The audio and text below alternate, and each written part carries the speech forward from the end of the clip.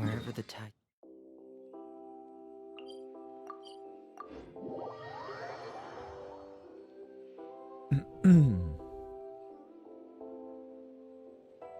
Make sure everything's, yep, that looks fine. Okay.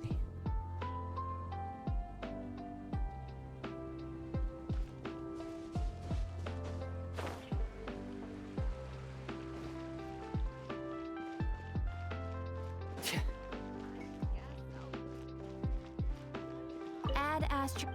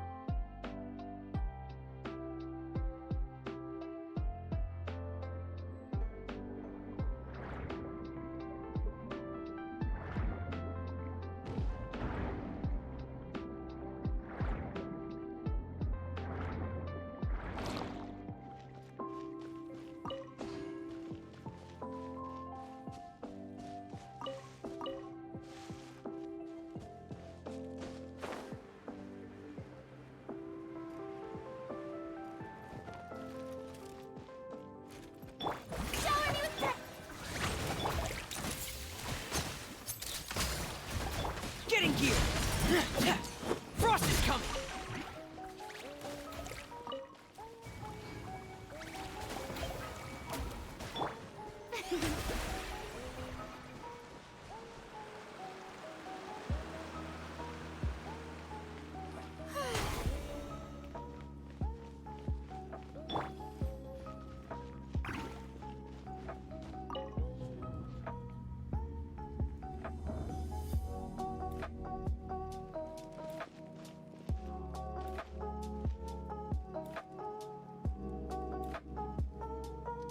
Hey Astral, how are you doing?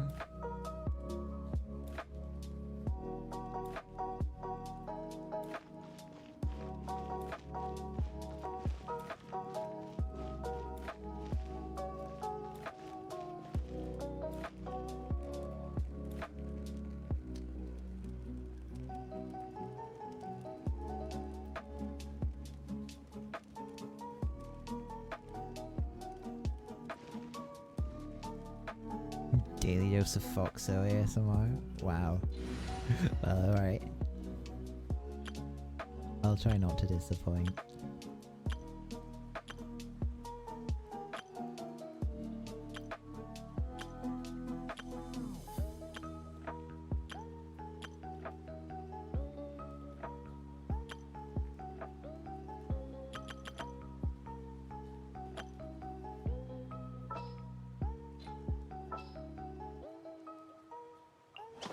I won't hold you back.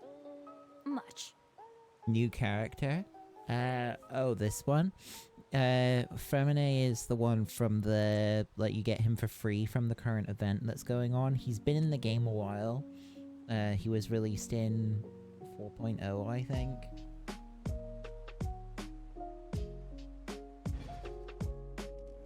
He's not actually, like, a particularly meta unit or anything, he's just like a... But, yeah.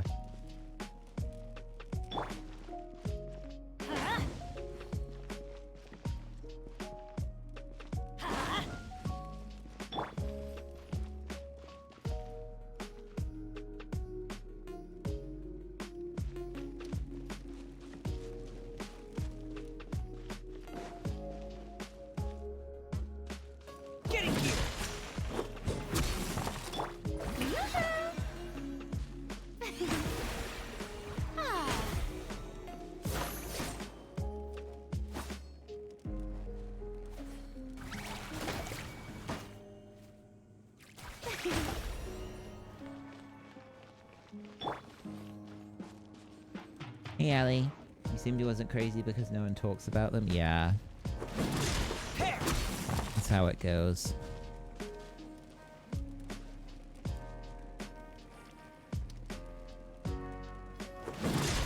Frost is coming!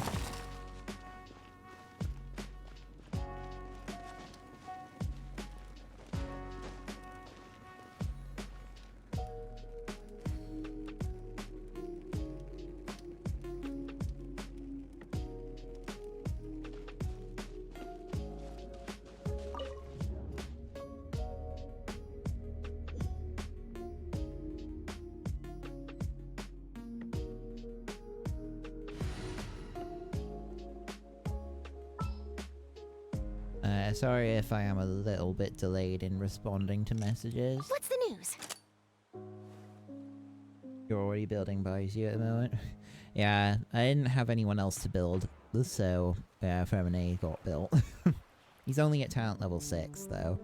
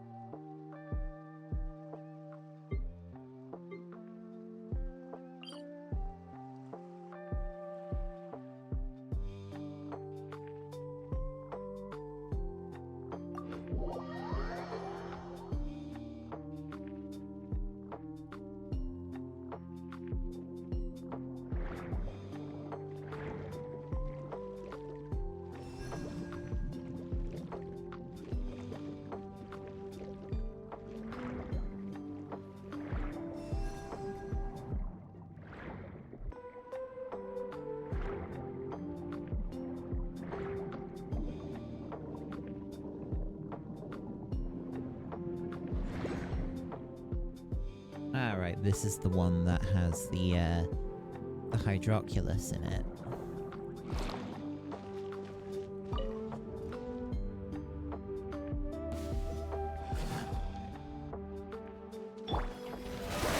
Let my name echo in song! Breaking news! Going under! Getting gear! Pair!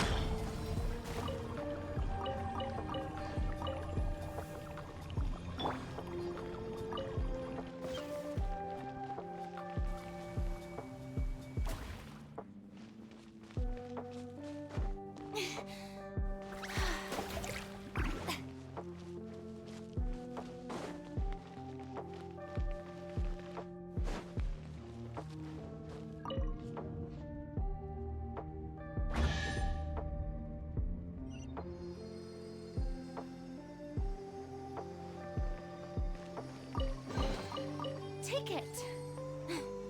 Go on. You have my approval.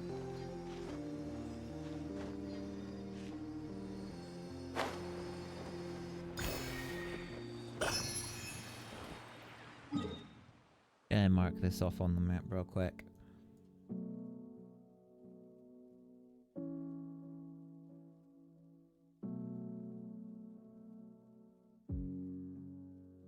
There it is. All right.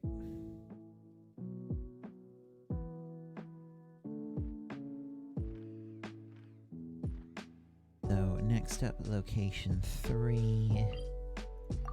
This one.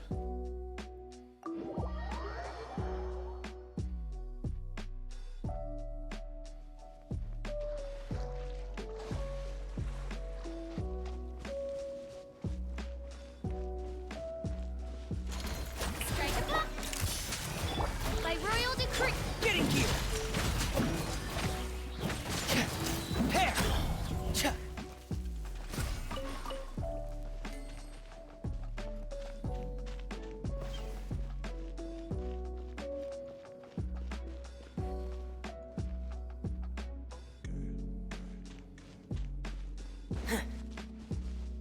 Yep, there it is.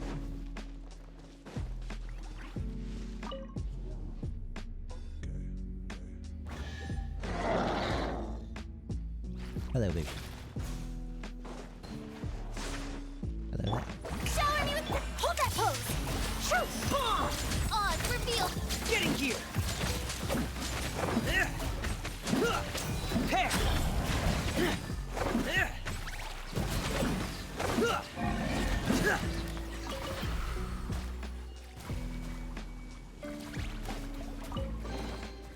Sort the items by type and store them for future use.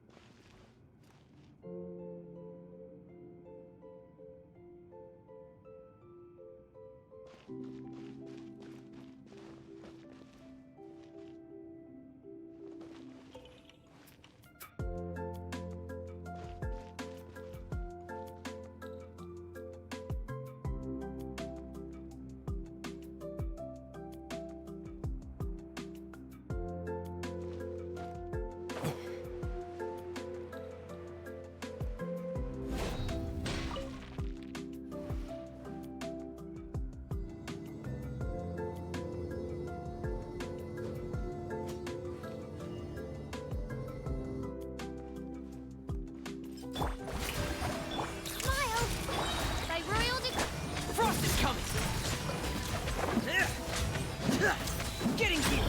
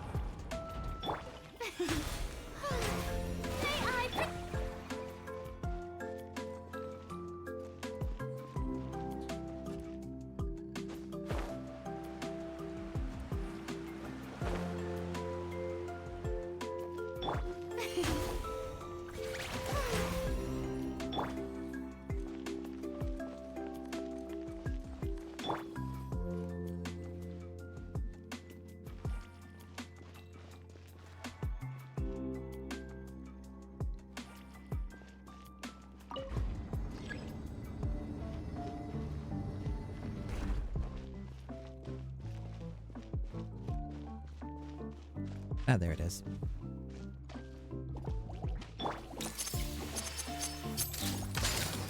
Hey! Getting here!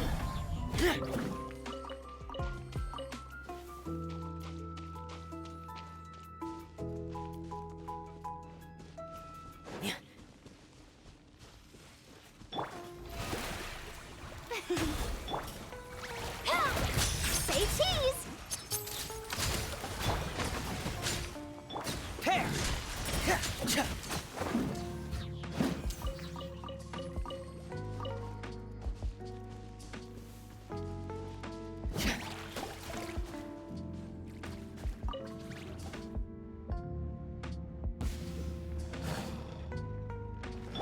Strike a pose!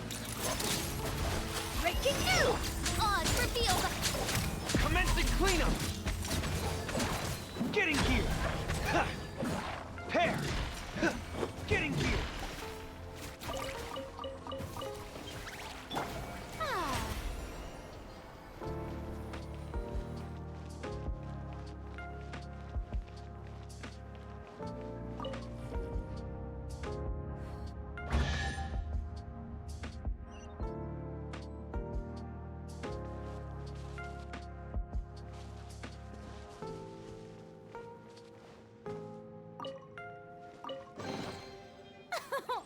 Splendid! More interesting trinkets for me.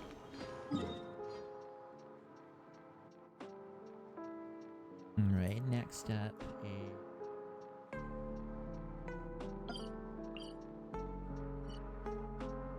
here.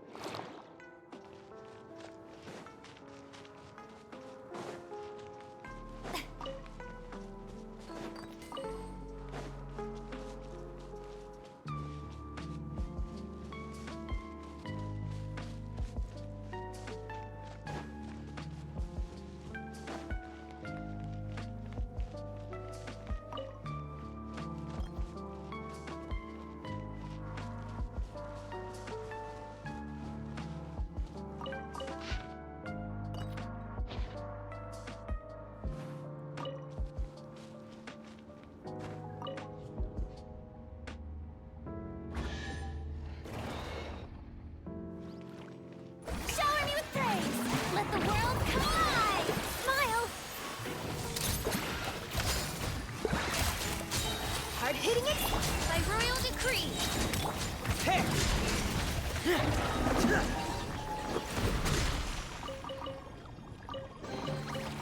Sort the items by type and store them for future use.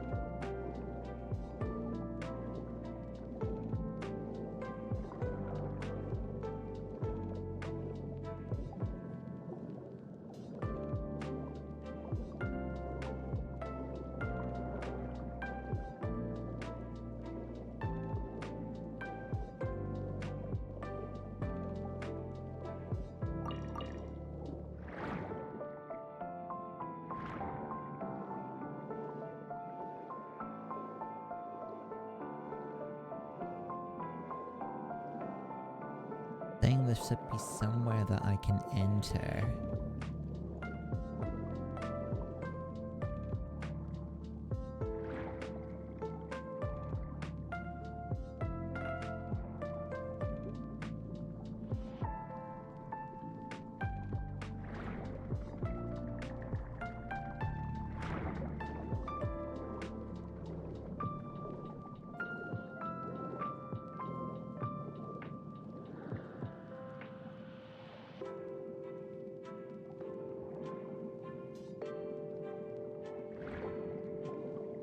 Oh, it says swim to the middle of the room.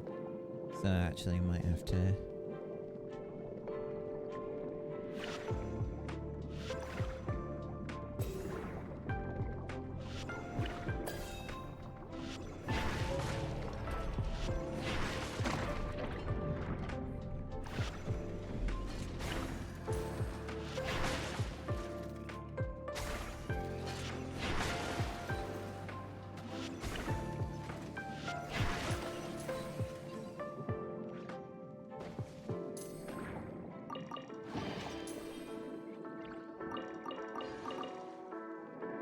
There it is, enter.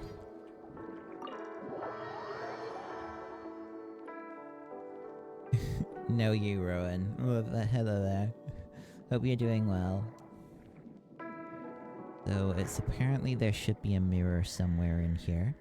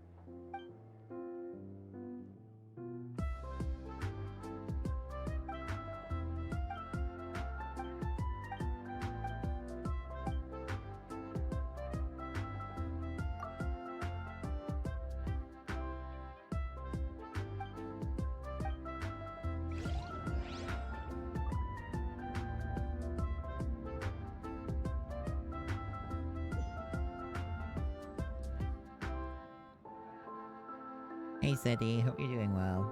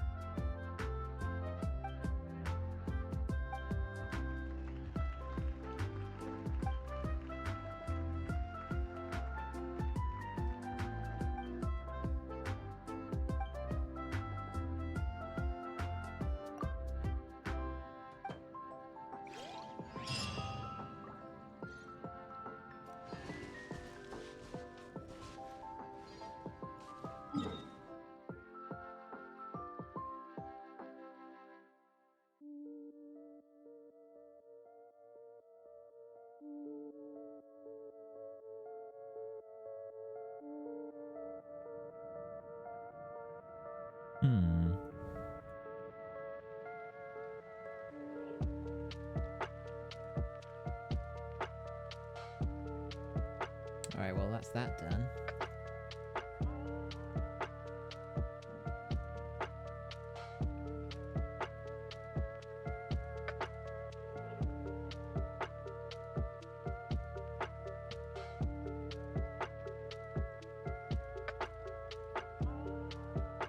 What I'll be doing next is going around and getting all of the hydroculus that I haven't found yet.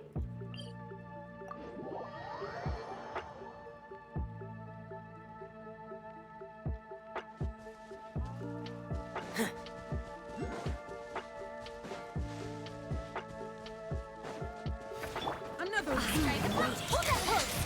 Midnight Phantasmagoria.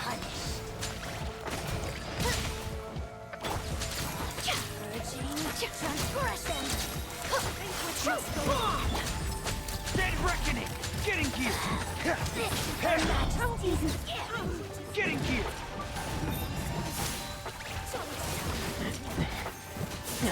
I've had worse. Whoops. Playing a little bit carelessly against that thing. Odd reveal bite!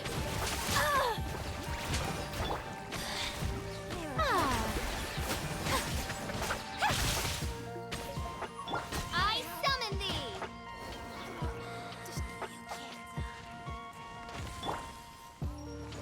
Hard-hitting exclusive! Smile! Frost is coming!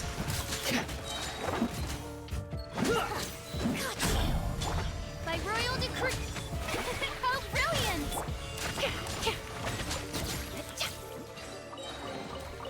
Ooh, this looks all right.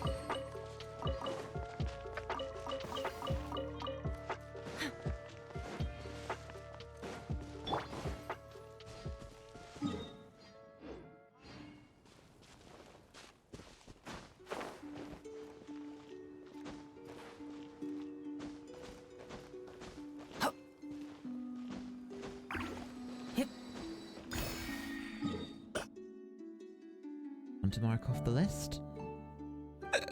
Excuse me.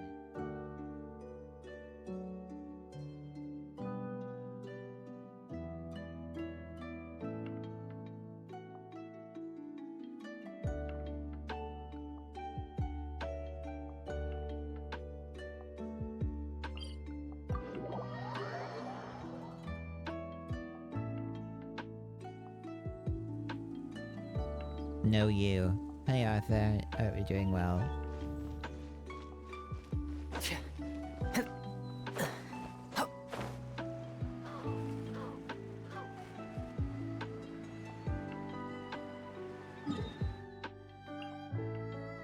Actually, since I've got enough resin to do it, I want to do a few runs of the domain with this team. The Maréchaussée domain. I don't have a good set for Fremine on that one. He's got my Blizzard Strayer set at the moment, but I really should try and get him Maréchaussée destroying. Cool. I condense this.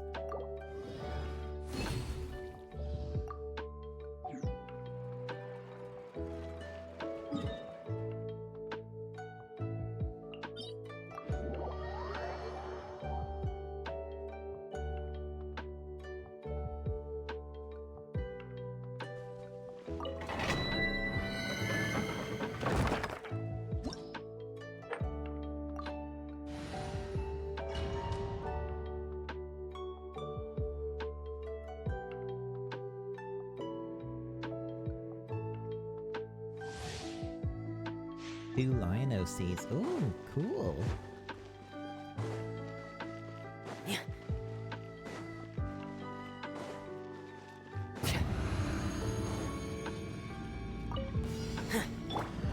Shower me with praise! Time to shine! Hold that pose! Breaking news! Shadow Raven! Left! Getting gear! Tear! Commencing cleanup! Getting gear! Frost is coming! Getting gear! Tear! Getting gear! Please no. Frost is coming! Yoo-hoo! Let my name echo in song! Truth! Oz reveals a... Getting gear! Frost is coming! Dead reckoning! Hair! Frost is coming!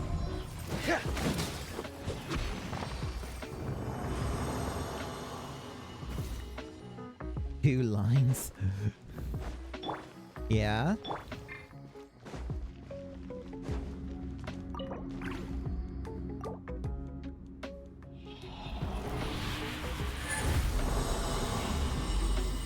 I'm sorry.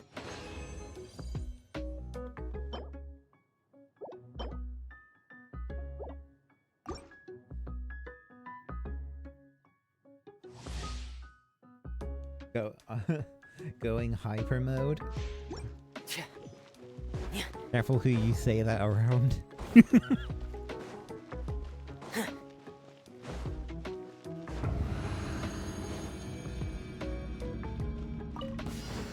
Hair! Getting gear! Strike a pose! Let the world come alive! Say cheese! Hard-hitting it! Midnight Phantasmagoria! Hair! Getting gear! Going under! Hair! Frost is coming! Hair! Frost is coming! Shower me with praise! Time to shine! Smile! Truth! Getting gear! Frost is coming!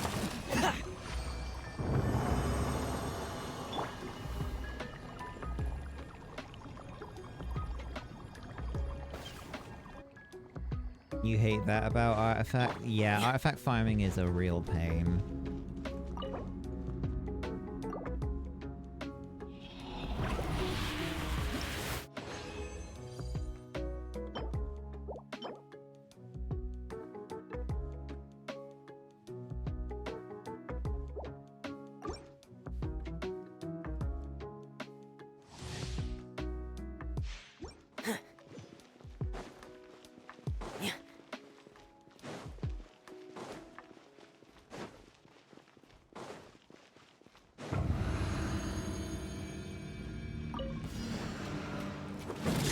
Getting gear!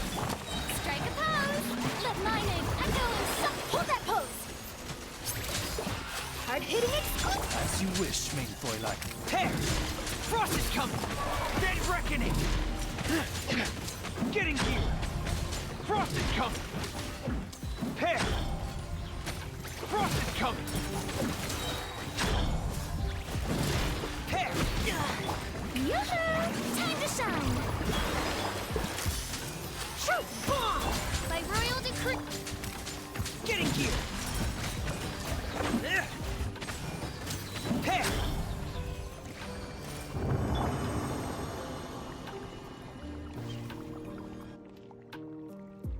And implement the artifact creation. Artifact creation? Well, it's like you can actually just pick stats or something.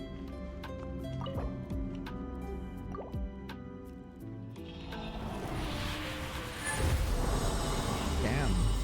Yeah, that would be nice.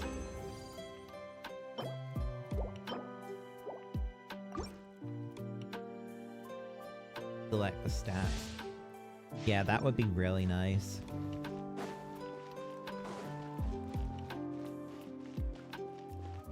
Substats will still be random. I mean, being able to just get the right main stat always is gonna help would help a lot. Frost is coming! Strike a pose! Let my name echo in... Say cheese! Strike it new! Midnight Phantasmagoria! Getting gear! Commencing cleanup! Hair! Frost is coming! Hair! Getting gear! Hair! Getting gear! Hair! Yoo-hoo! Time to shine! Hard-hitting it! Oz revealed! Getting gear! Frost is coming! Going under! Getting gear! Frost is coming!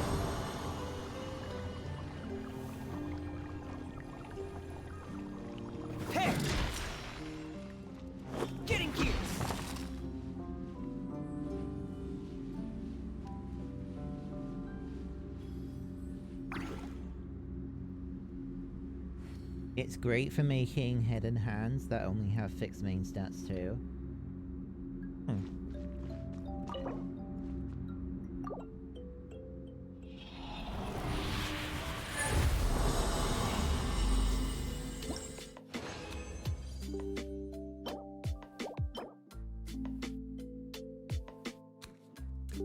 This could potentially be good.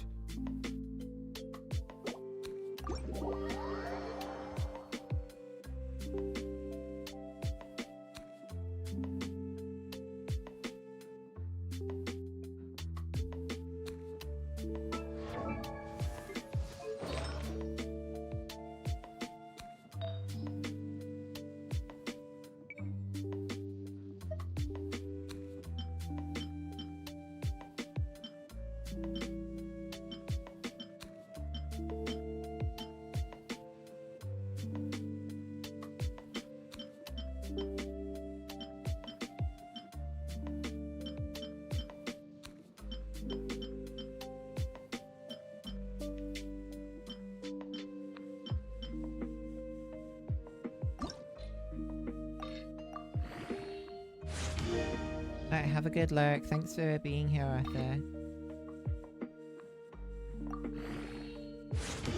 Oh, okay. Might have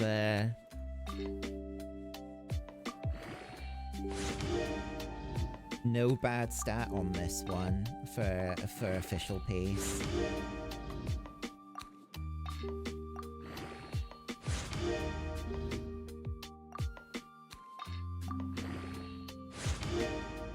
Okay, another crit rate roll. It was a low roll, but it's still crit.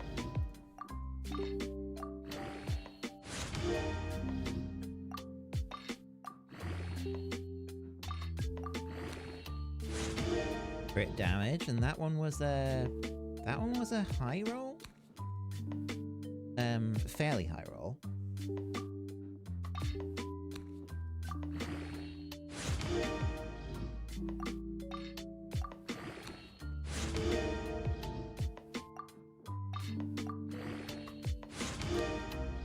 Yeah, that's not bad.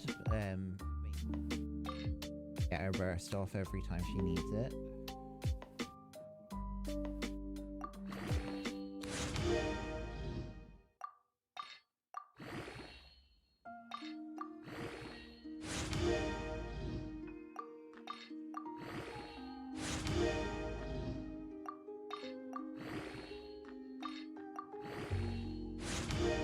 Crit rate, and that was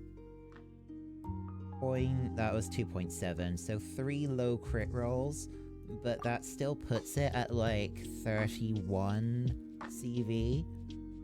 So actually, yeah, this is a good pace.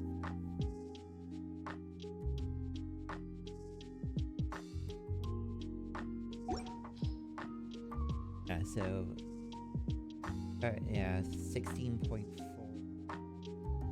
Yeah, 31.9 CV. That's a really solid piece for official on this set. So yeah, that's nice, real nice. Do I have any good feathers on this set that I could try upgrading? Have a look through what I have.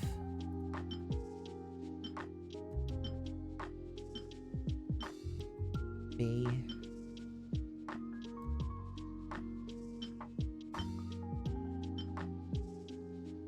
Some of these could be good. Like if it rolled crit damage, third stat up.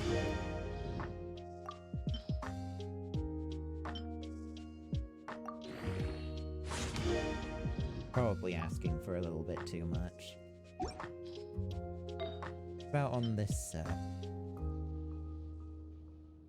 Yeah, this rolled a lot into attacks and basically crits.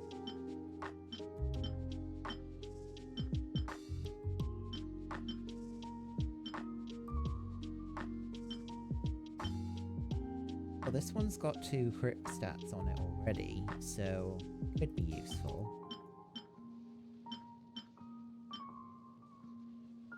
much more likely that the last thing on this one would be.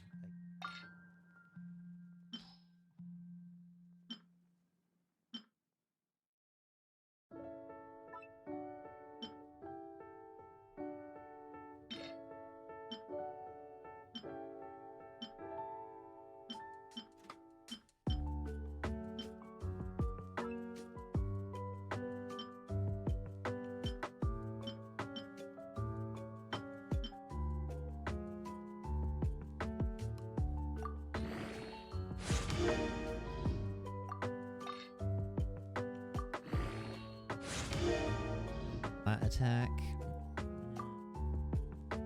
Take it to +8. Let's see what that is. Crit damage roll. I'll keep it at that for now.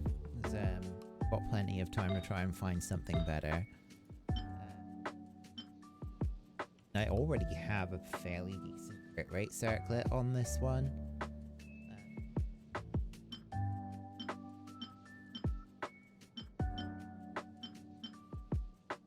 That one might be better, or could end up better. This one's also got a crit damage substat on it.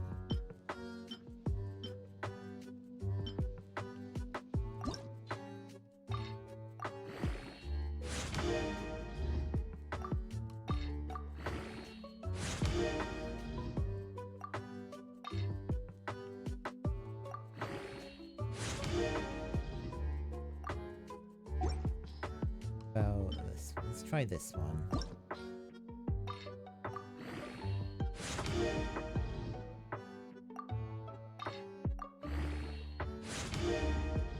Flat defense. No.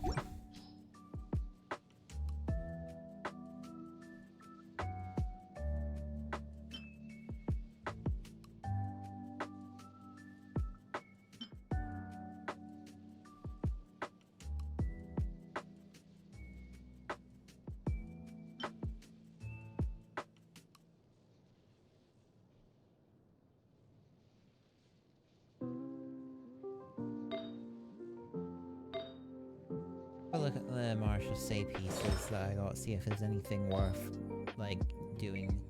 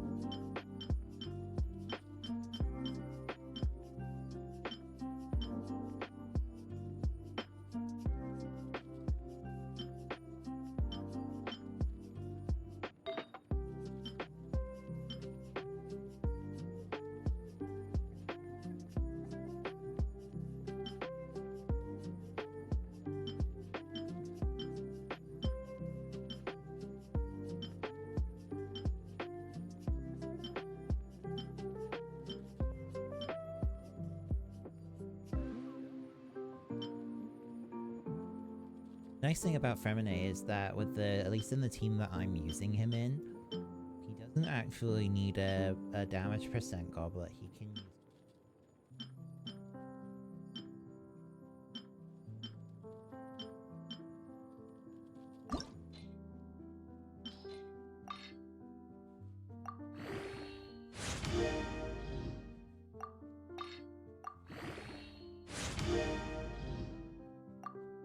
I think I can do better.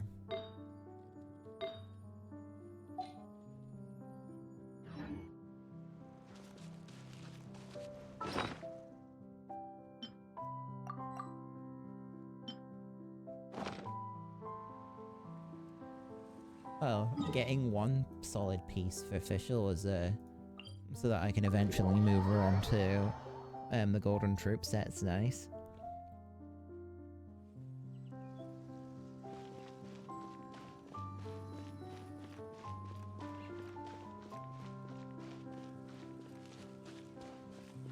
Thing about Fire Emblem is a lot of characters that I'm like potentially getting gear pieces for, because eventually if I can get good enough pieces, Marechaussee on Noelle is going to be better than anything else I can put on her since I'm using her with Farina.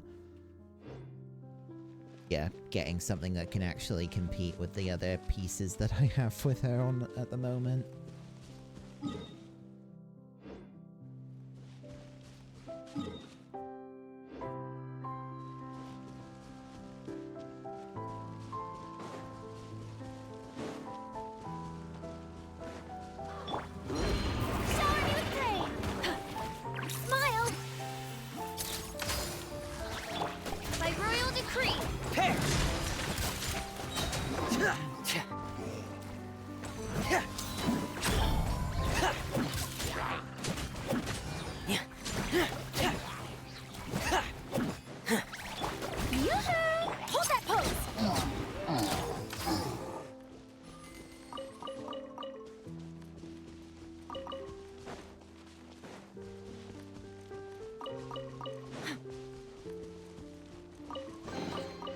I wish I could interview whoever left this stuff here.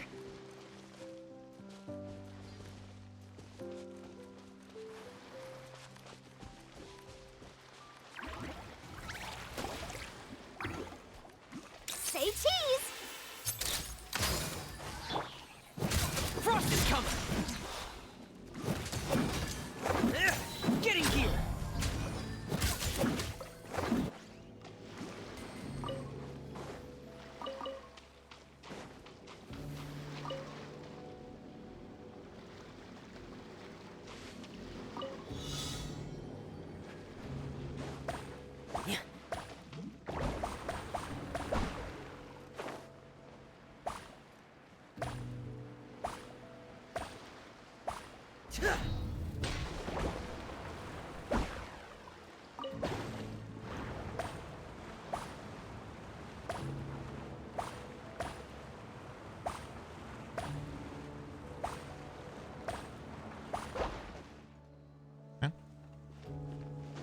Where's the last one?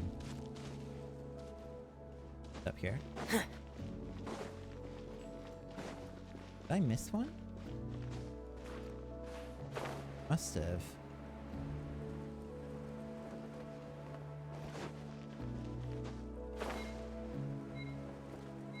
That's weird.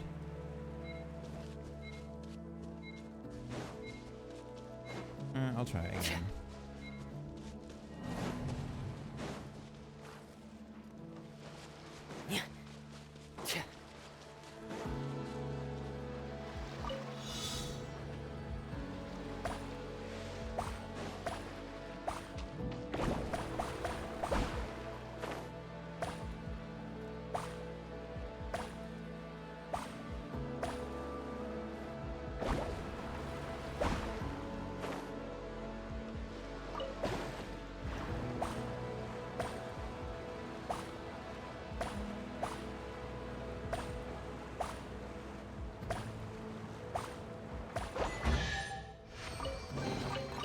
There's a lot of treasure here.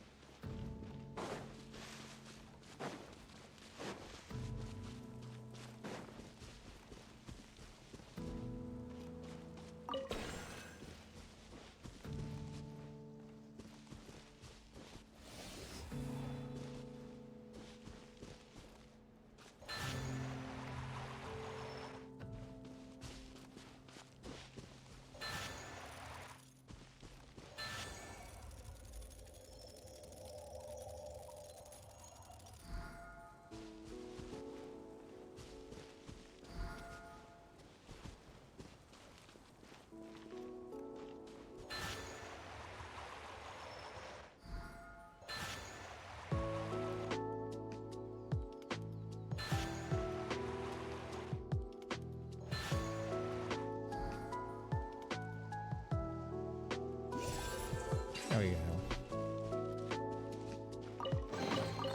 If there's any scrap metal or parts you don't want, I'll take them.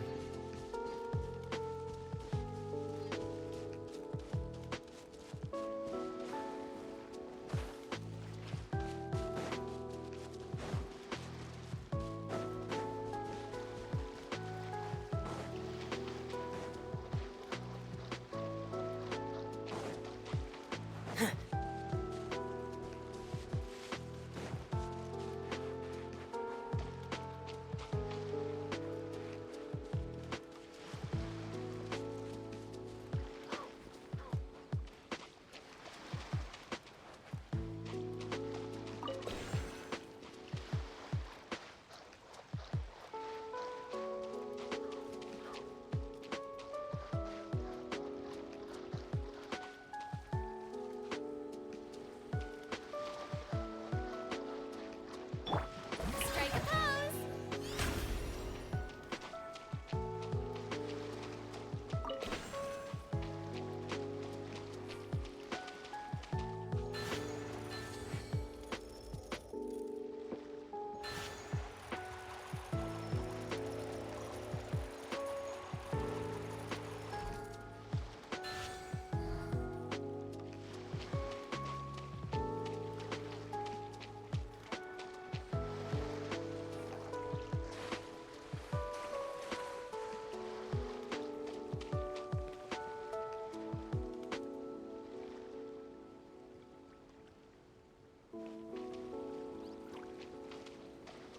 The show begins.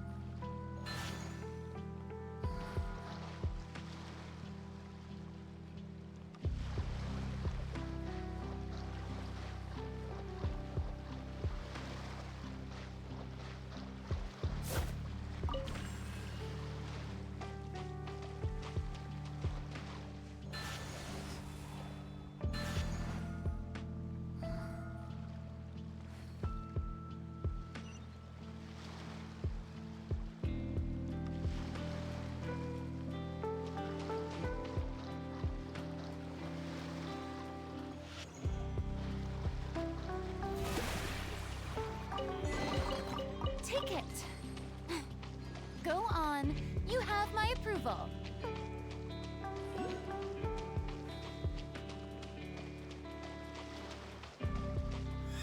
Ah.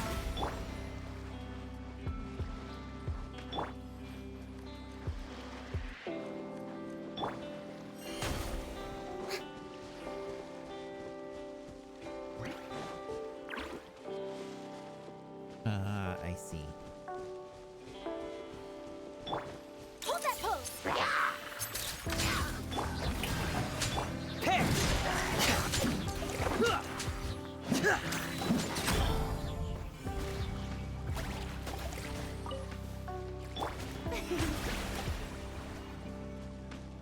Arena, please, your summons.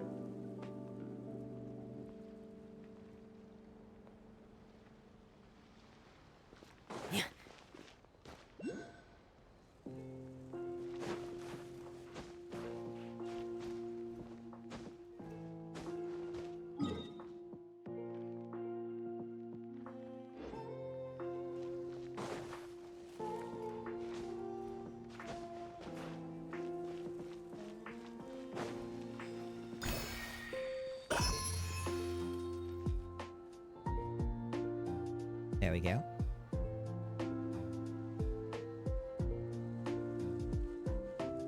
That. Oh, I have a sneeze apparently. Sorry about that.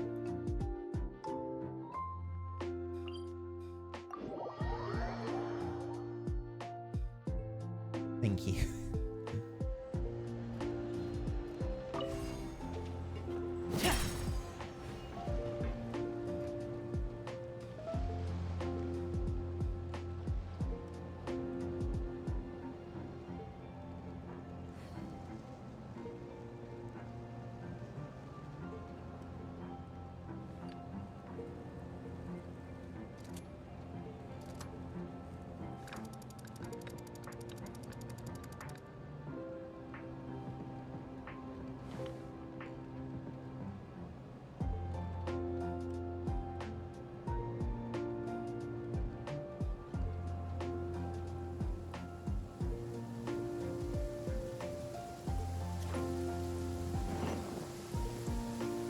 I always get so gloomy when it rains.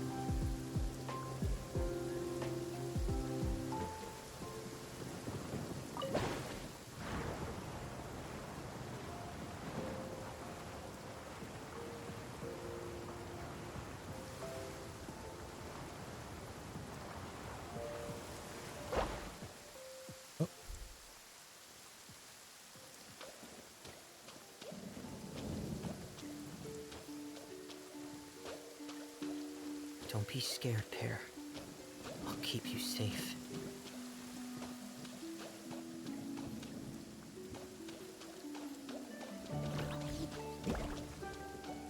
Smile! May I present? Let the world collide! Odds revealed by... Dead reckoning! Getting here! Pear! Frost is coming! Getting here!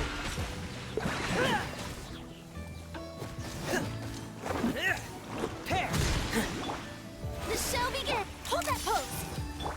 Getting here! Frost is coming! By royal decree!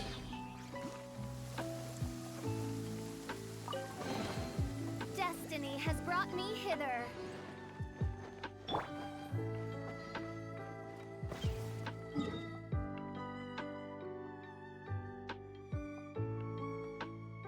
Underwater.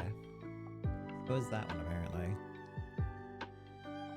Well, there's an interesting version there.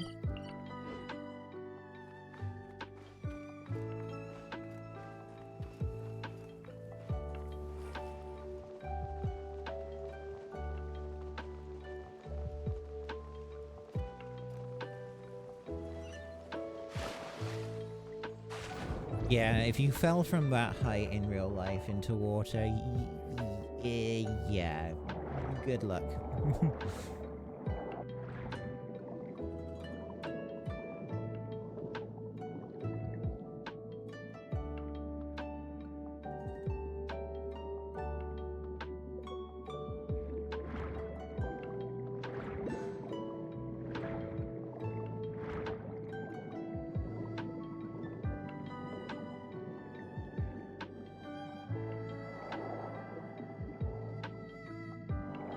Break your legs, and then kind of drown, basically. So, yeah, it's rough.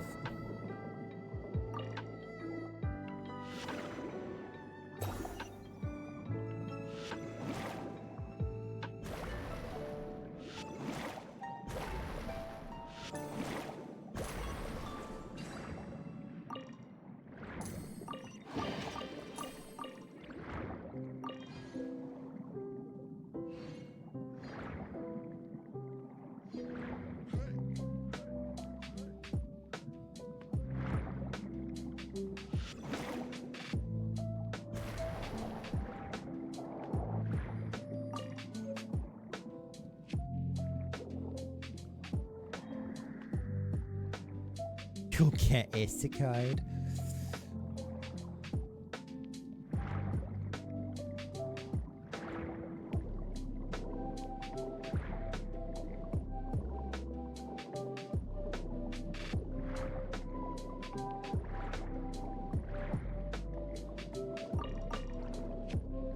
Might as well collect these. Even if I'm not 100% sure that I'm gonna go for Nadia. Better to have them than not.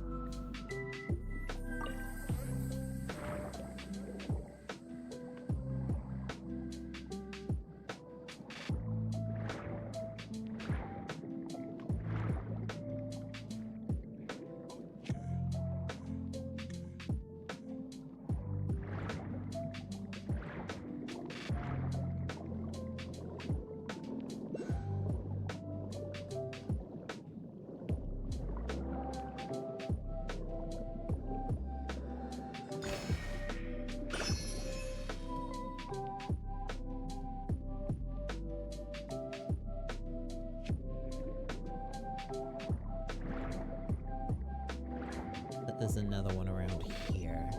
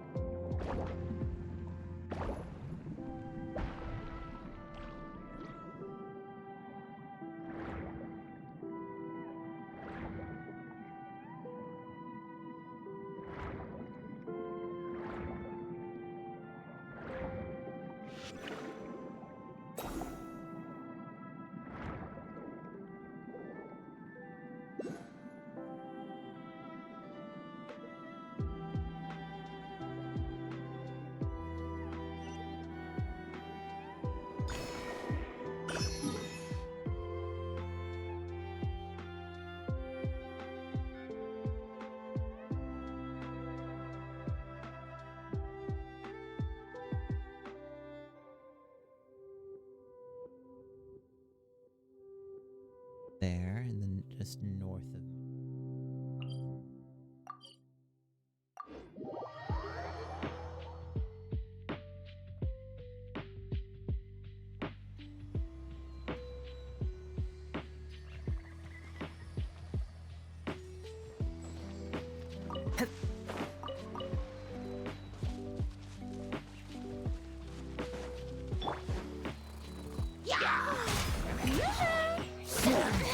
Stop that!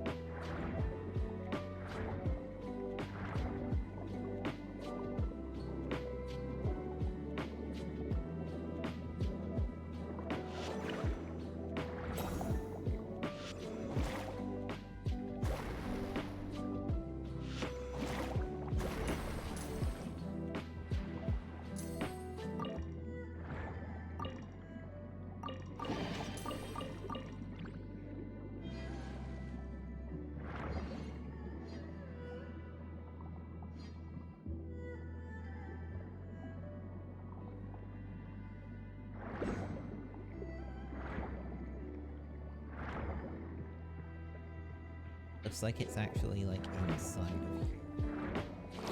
Yep.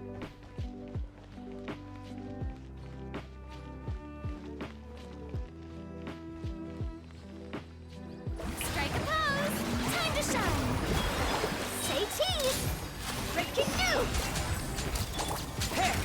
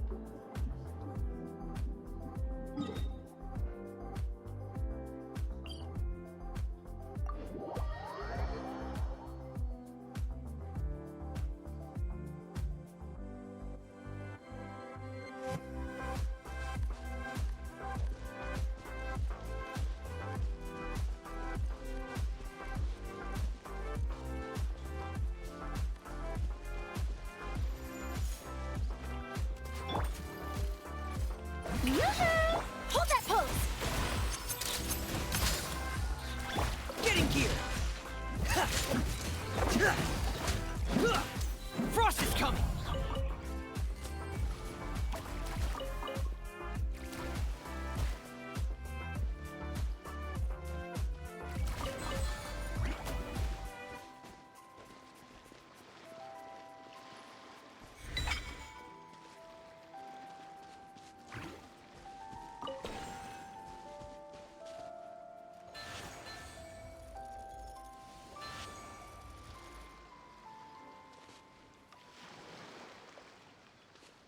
Say cheese!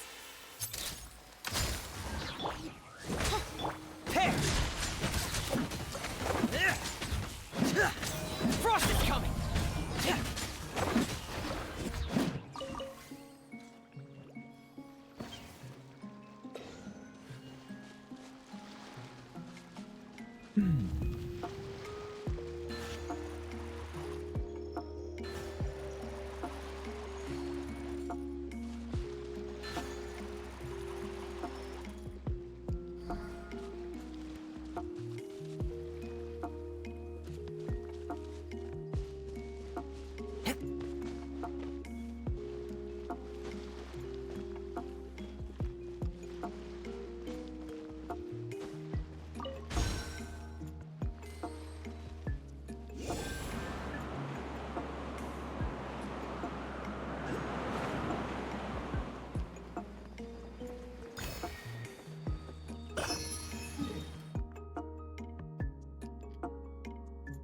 Oh yeah, so there was. I didn't see it.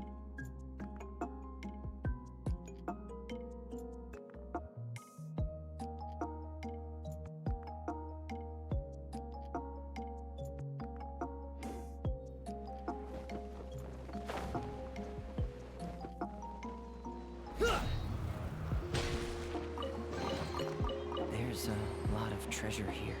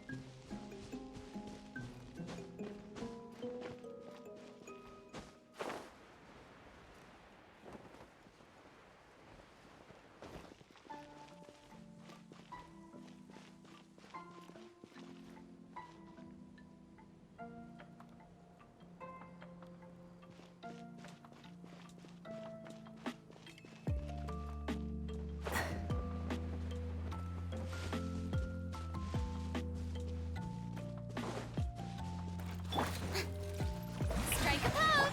Smile! By royal decree! Here!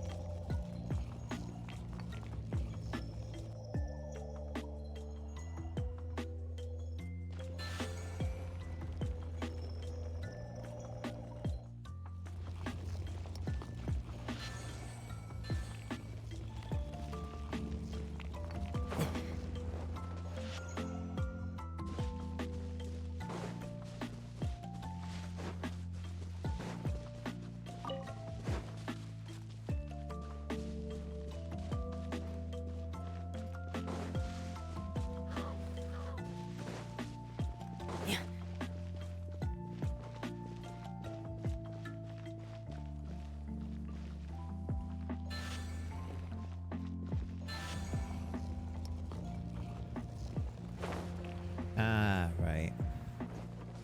This is the bit that I was that I didn't do. Go line this first.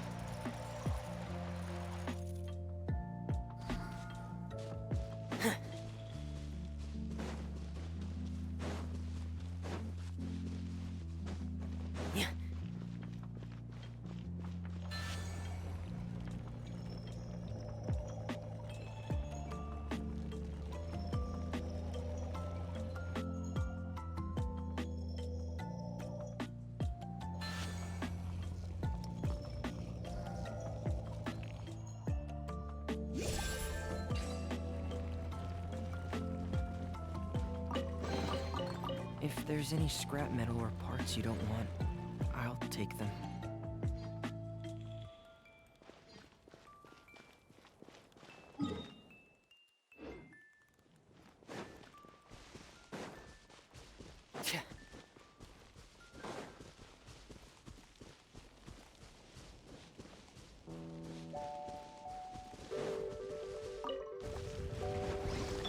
Shower me with threat! Hold that pose! Get in gear! Here!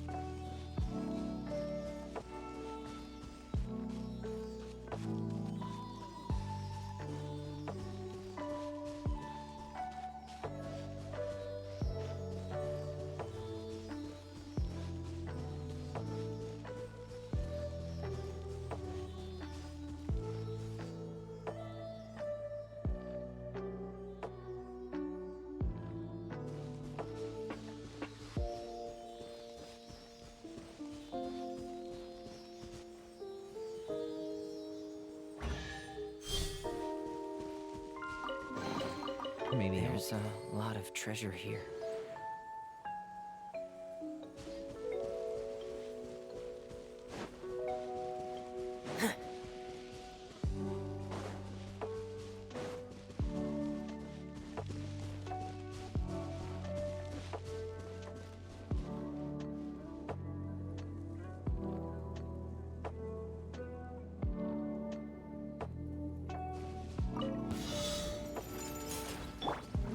Yoo-hoo! Let my name echo in song!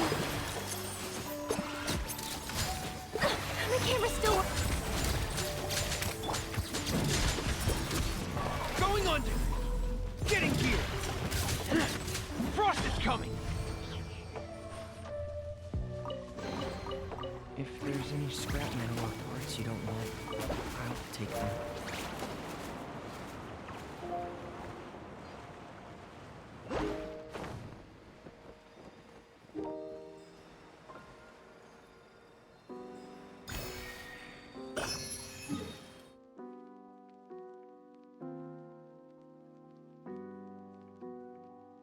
Like the... Hit this.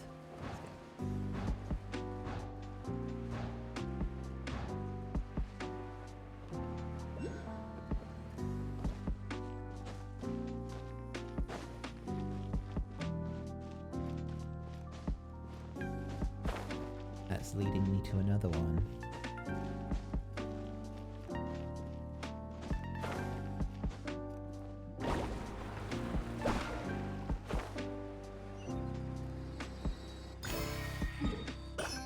That one off too.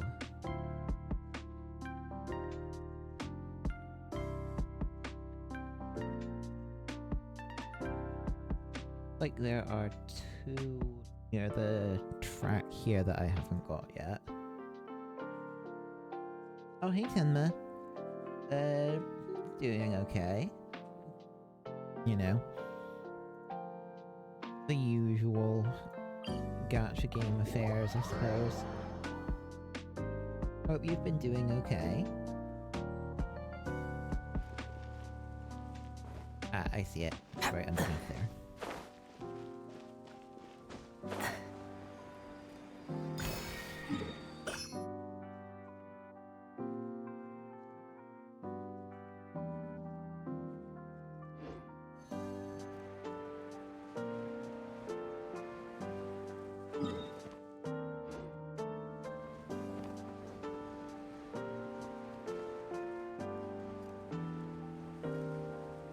That's a lot of bubbles.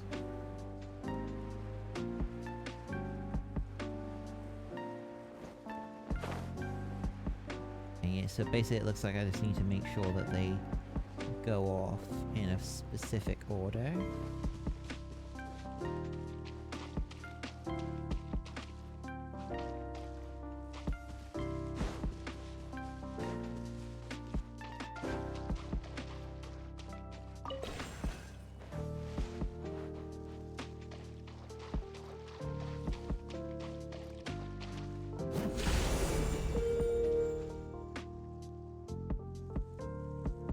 Alright.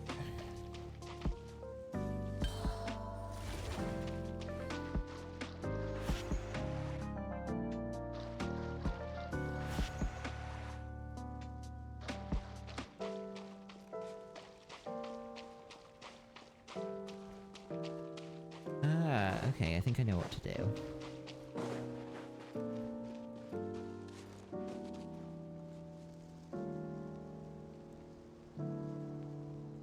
On streams, but your work schedule has been a mess. I'm sorry to hear that. Hopefully things smooth out soon.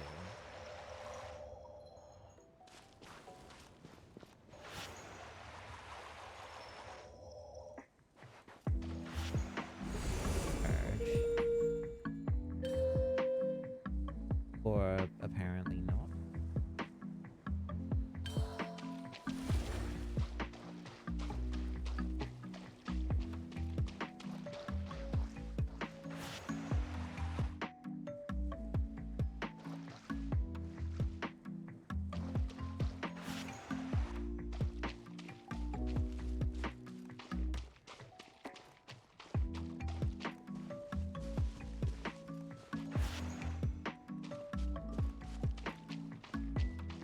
Well, then this one hits that first.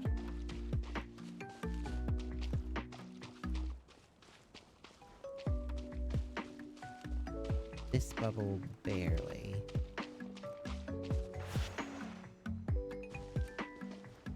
This bubble.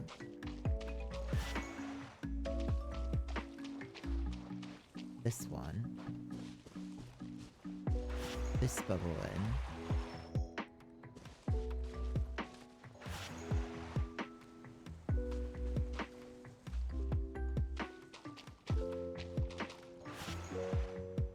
Trigger that one.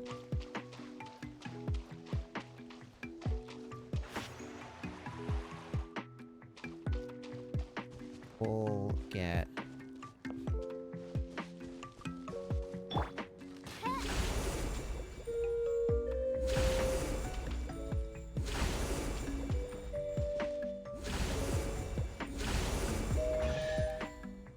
oh yeah. Cry Love out, the my avatar. Well, illustrious thank name. you. I'm glad you like it. Done by Ben, who is a very, very good artist, but is way too hard on himself.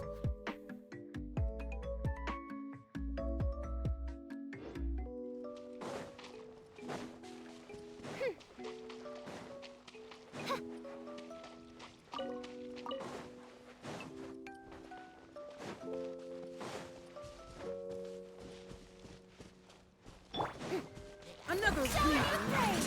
Let the world come up. Smile. Truth. Oz, reveal the... Getting gear! Frost is coming!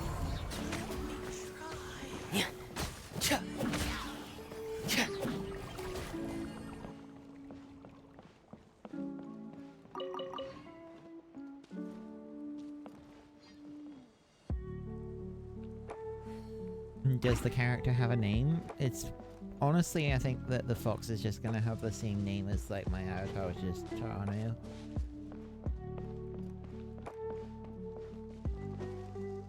Curious about them? I don't know if there's any particular one you wanted to know more about, you know.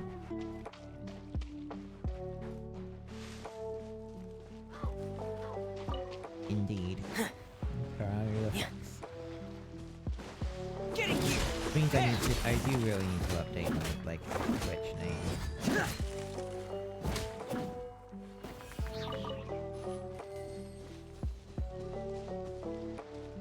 The gargoyle, what do you want to know about him? Strike a pose.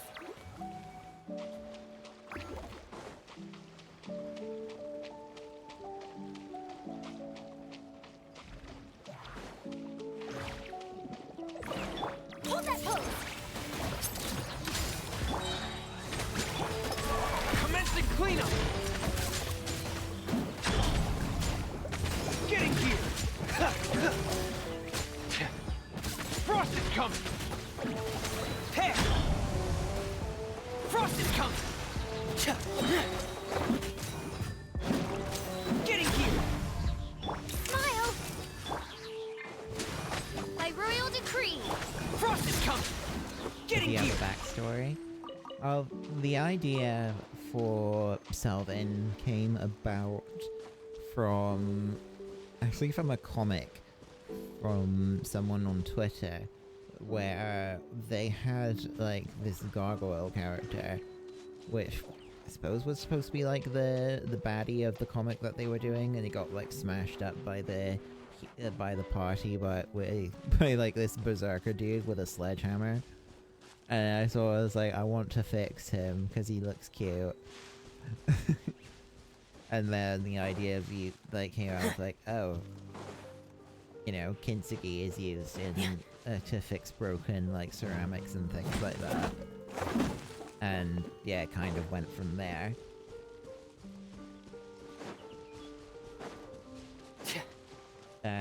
In terms of, like,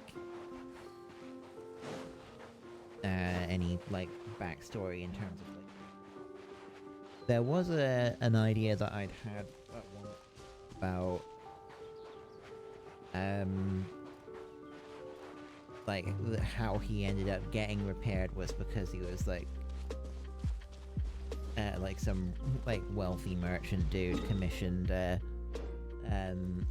like a sculptor to restore the an old gargoyle sculpture, not realizing it was actually like a living gargoyle.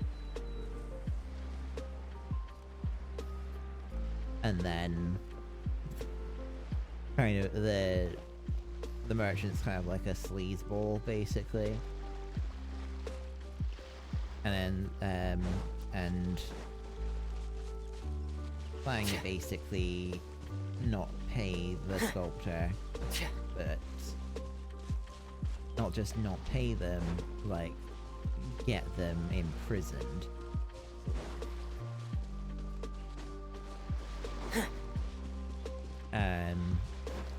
And then so Selvin basically catches wind of it and runs away from the merchant's estate to get the sculptor to safety. And then they go on an adventure together. Yay! Hold that pose! Odds reveal! Frost is coming! Getting here!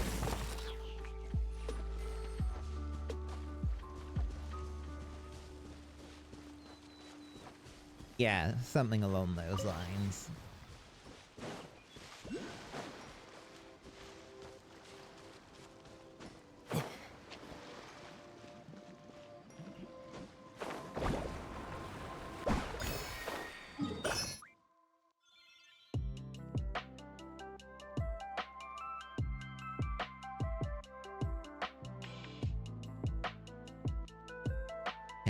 So, how many of the 34?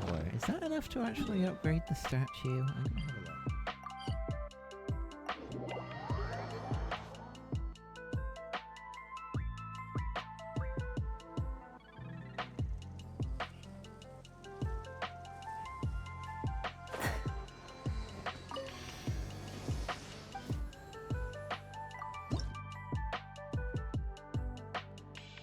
Get one more, okay.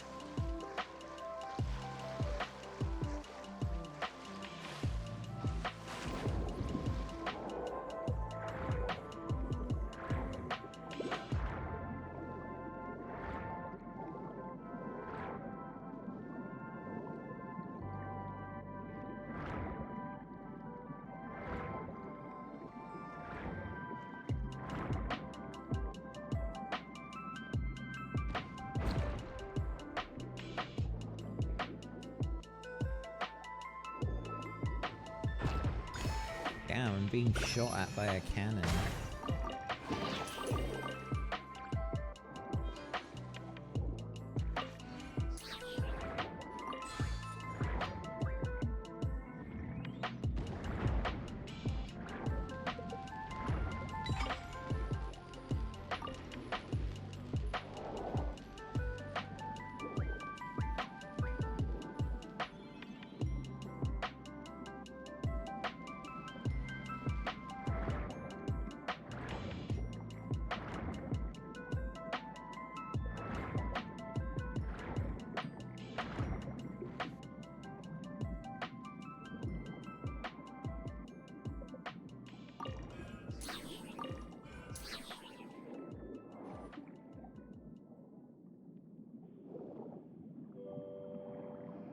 So, constantly hunted by others because he's a gargoyle. In the setting that I was about in that one, it wasn't...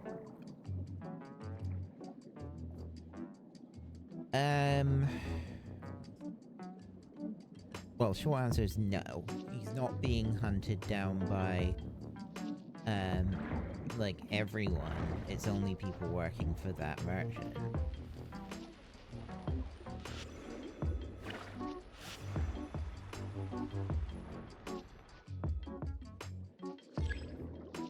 Is, gargoyles are kind of,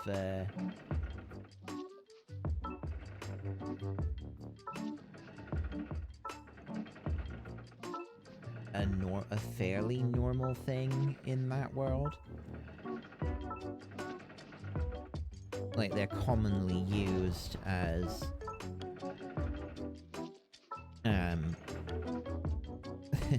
almost like night watchman sort of thing for magical oriented organizations. However, what isn't normal is for a gargoyle to be active during the day, obviously. And basically, Sylvan is able to remain active for as long as he wants to. He doesn't actually go dormant. He's not forced to go dormant, and that's happened as a result of his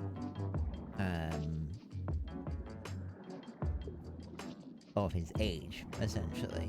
With gargoyles in the setting I came up with, is that the longer that they've existed for, the more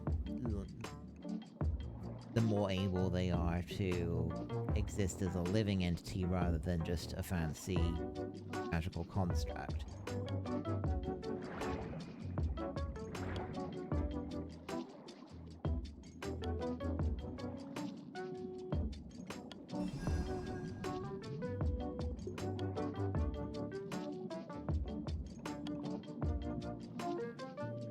But I had also put forward that the fact that he had been repairing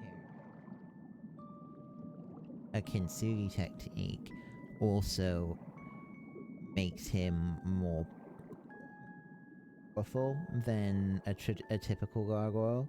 Because generally, once they've been broken, repairing them, the technique used to repair him is kind of like a lost. It wasn't, it's not commonly known about, and so most people think that if a gargoyle gets broken, that's kind of it. Their use is gone. Quite the lore, you like him? Oh, I'm glad you do. Hey Orem, how you doing?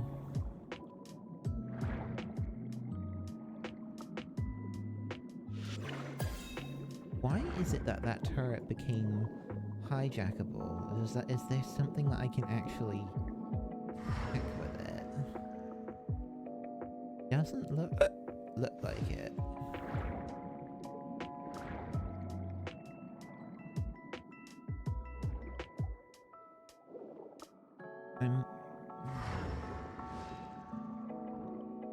It looks like I might be able to get inside there. Don't know how. It's not like there's a trigger or anything that the cannon can hit.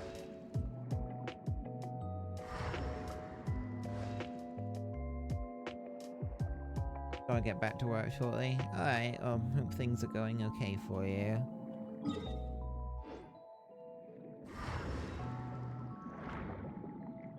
Is another part of the concept of kintsugi is that an item is more beautiful for having been broken and restored with that technique.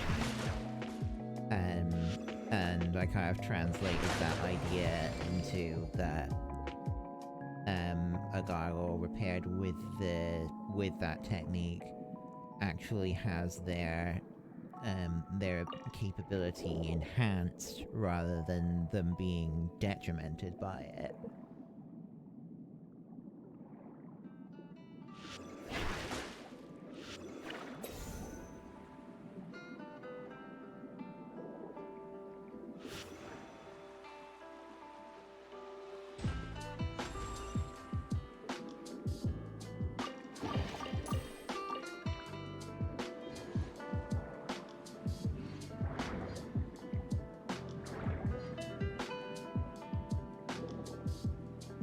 Oh, thank you.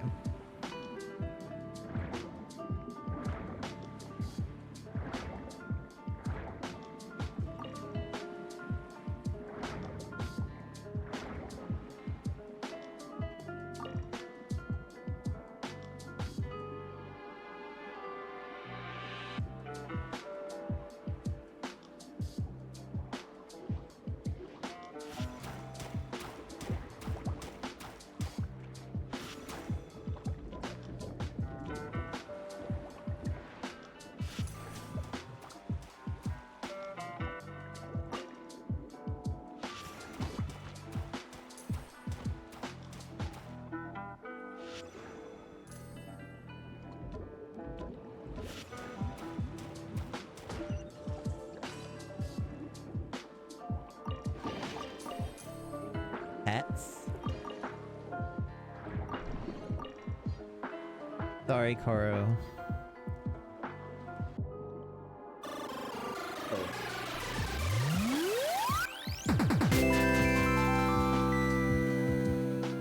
Hello, Chaos. Thank you very much for the raid. Hello, everyone. Hello. Officially Mayhem. For those who are new here, I am Teranu. I variety streamer. Play mostly like sim games or things like Final Fantasy XIV and, well, as you... Yes, it's the raid. Hello. And, I'm a farming master. Yes, I am haunted by the croppies.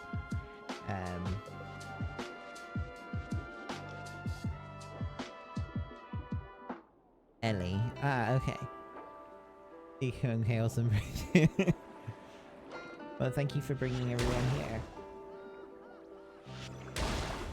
here. I'm doing well, Koro.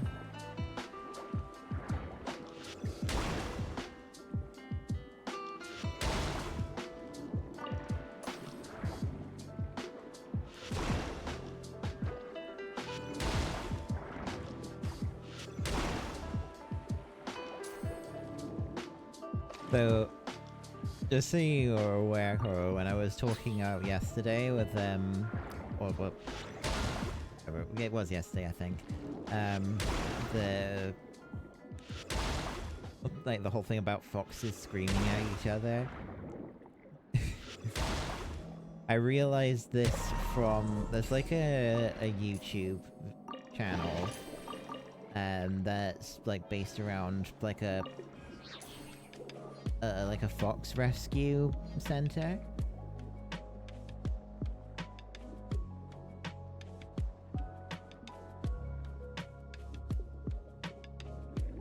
Yes, thank you. And yeah, there's like a video of one of the foxes called, I think they're called Dixie. Literally just having like a scream fight with one of the other foxes. Apparently it wasn't just like a scream fest, apparently they also were like marking territory. They have a fox name. Yes, it's the same one, it's Finnegan. Finnegan, Dixie are the two ones that I know about most. And then they've got a bunch of other ones as well.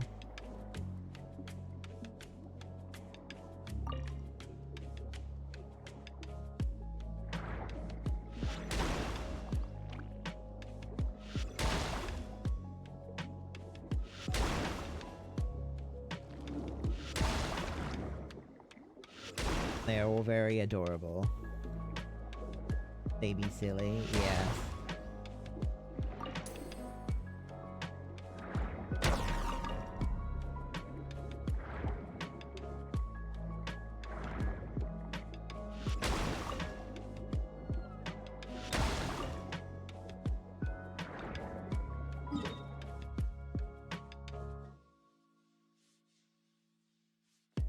Yes, I did, I just didn't mark it off.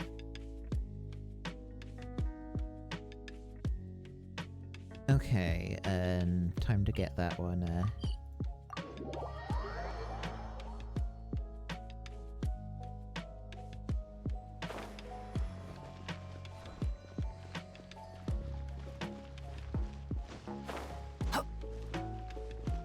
Yeah, not all of my characters have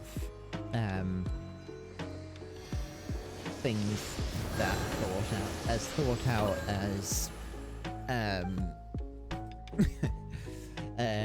Selvin does, but some of them do.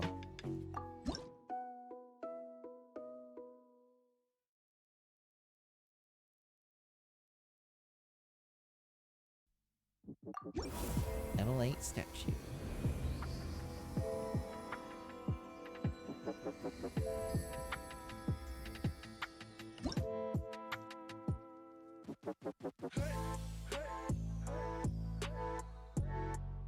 Who's after the sculpture?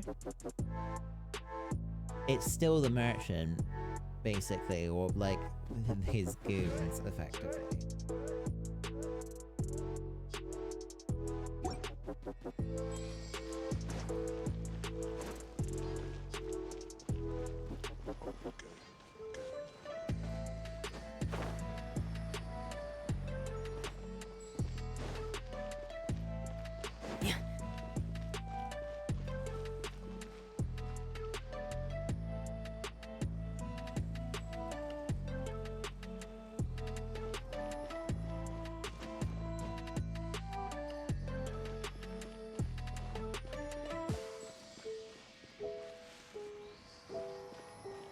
What powers does oh, by the way, since I noticed your...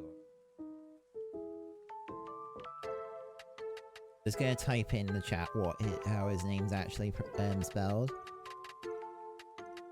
That's how it sounds. Or spelled. It's pronounced Selvin, but yeah, that's how it's spelled.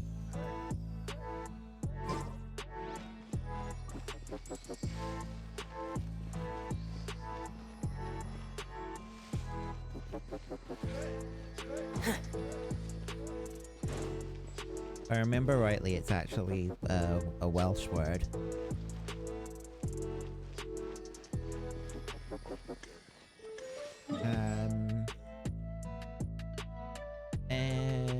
But yeah, the main thing... Well, yeah, strength is probably one of the main things, definitely.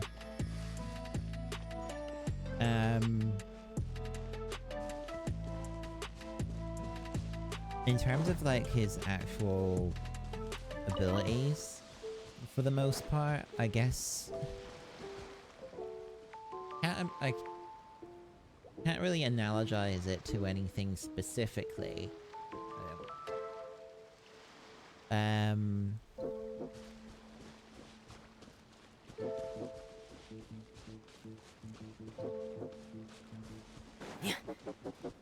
Just trying to think of how his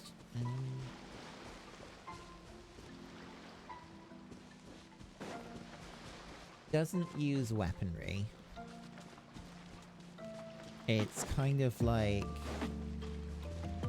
most of it is just like raw strength, unarmed. Well, of course he does have claws, so you know, but he is able to like imbue himself with elemental effects. So like fire punches, things like that, for example. And he is able to you essentially like use the breath weapon, like like breathing fire sort of thing, which is how he's able to kind of avoid suspicion for the most part, or like avoid having to, because yeah, most people aren't seeing a gargoyle active during the day, so he kind of tries to pretend to be essentially a dragon. So so basically to kind of blend in, I suppose.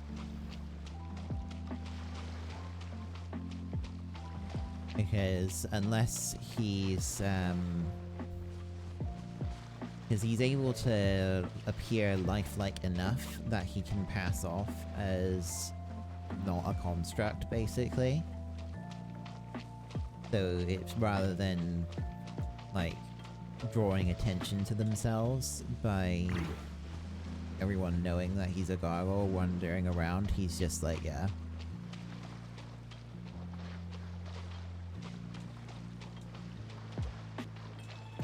Going on.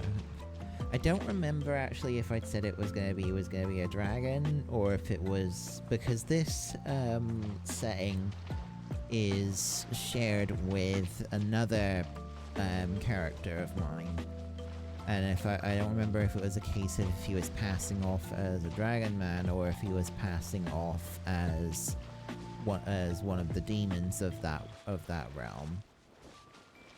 So I think it was more likely to be the dragon.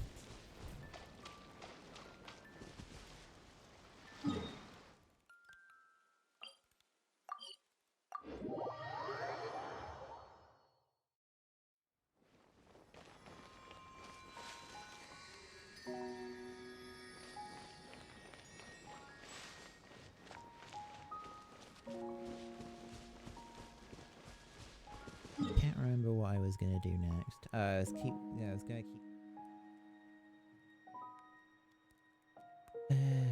Okay, there's a couple over on this way.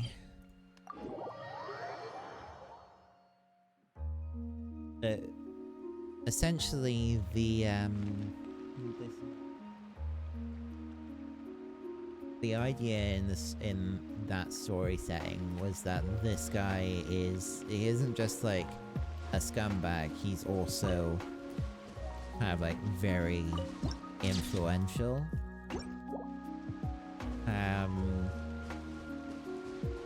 Because he effectively has a monopoly or a stranglehold on the industry that mages use.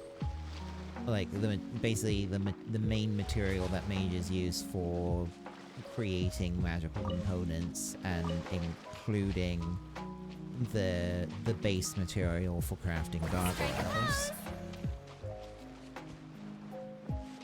And so he uses that influence to get his own way a lot, basically.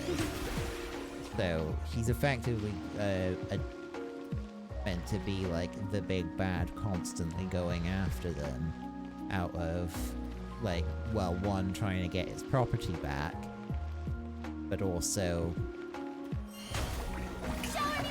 because he's like, ego can't stand the slight sort of thing.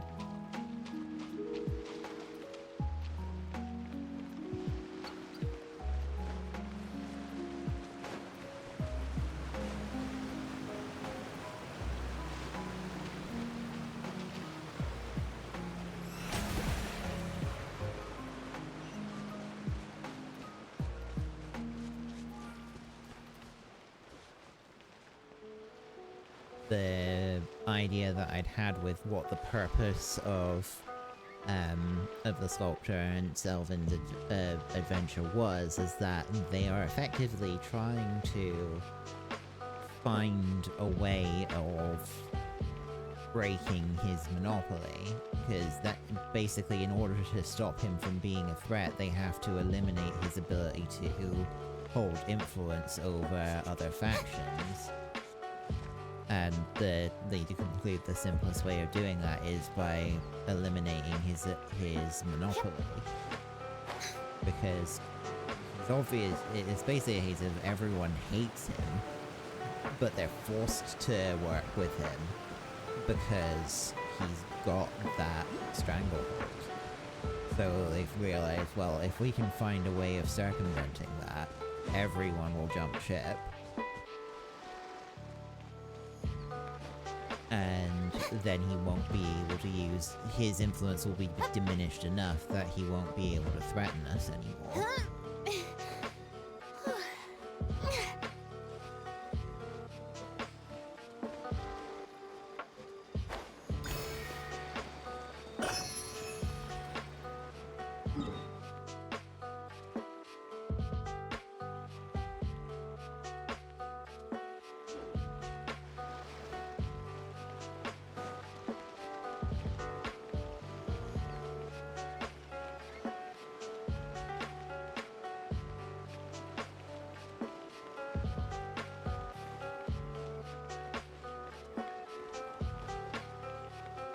terms of alignment, when you say Selvin's a good guy, they're trying to prevent it.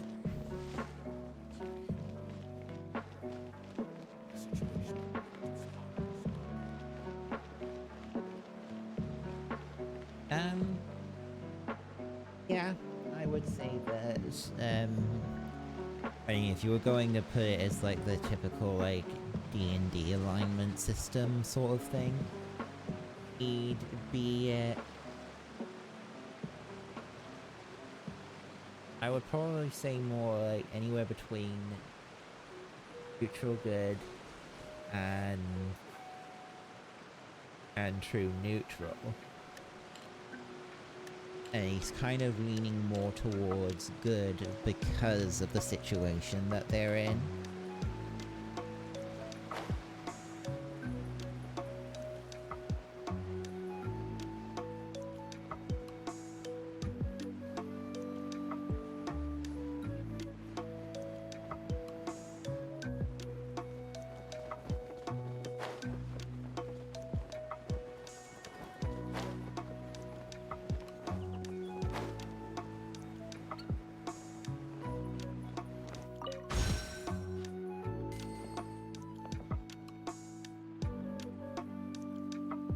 You like it?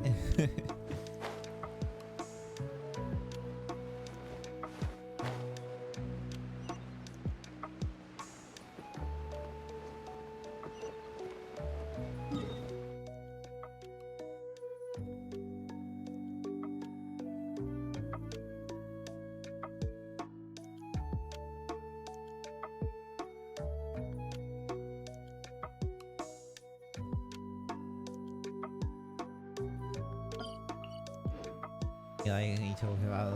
Oh, I appreciate that. Thank you.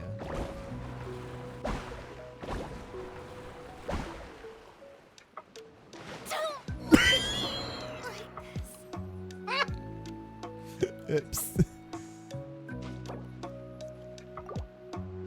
Alright, I don't mind. It's something to talk about.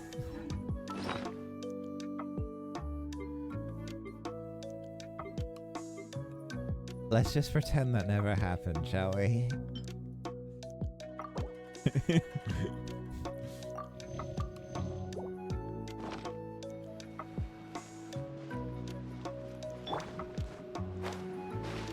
Thing.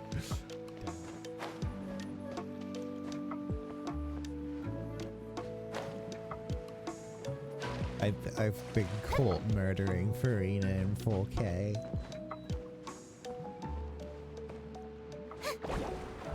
What happened?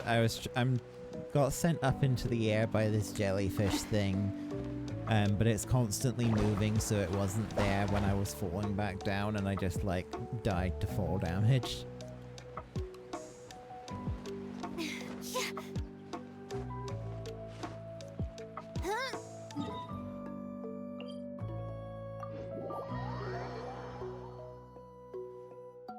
Oh, right. You see, I'm a bit of a... I've got a problem with being a bit too literal.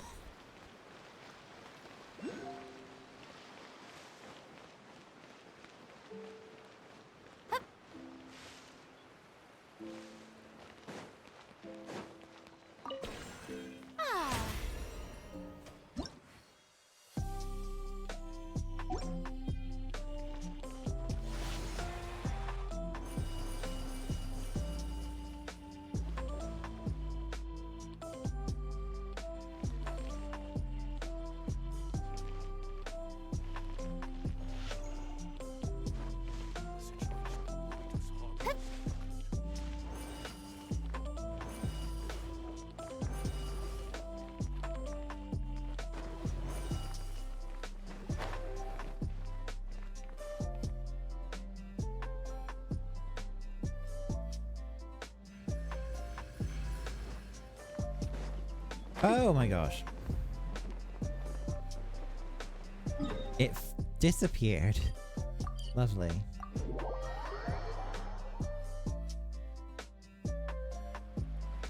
Mind asking, you plan on playing Zenless Zone Zero?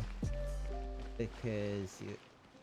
I actually signed up for the equalizing test that happened recently, but I didn't get invited into it, and thank you, Rowan.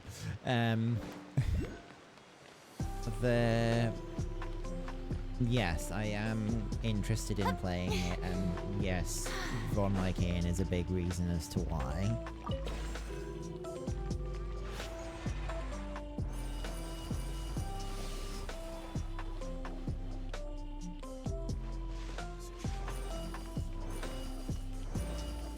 Yep.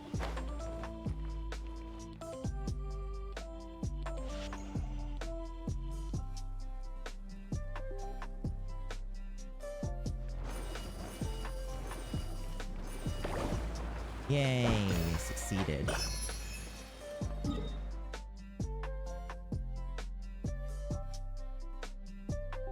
Yes, I mean, I've literally had it on my thing for... like, on my... yeah, had that there for, over a year now, I think? Well over a year at this point.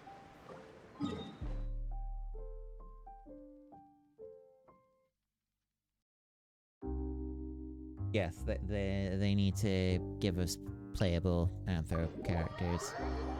Like, now.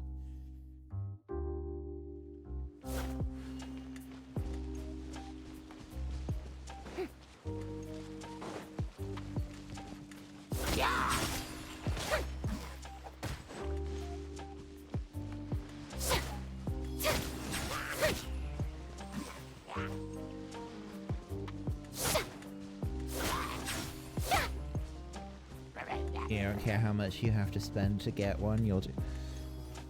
I'm hoping that I don't get so heavily blindsided by it that I don't have anything saved up at the time. Say cheese! May I present?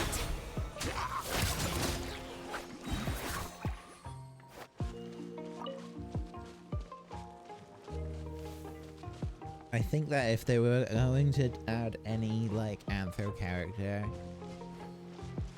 Natlan is going to be the one place that they'll do it, because it's been described as the Land of Dragons. It's like, come on, if you're describing it as that, you better give us, like, someone who actually, you know, looks the part. That character, yeah, Charlotte uses the camera.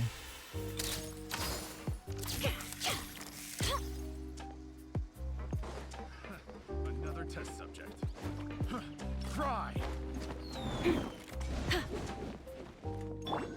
Not just a dragon, a character who looks like a dragon, because, you know, people are gonna be like, never liked a dragon. He doesn't look like a dragon.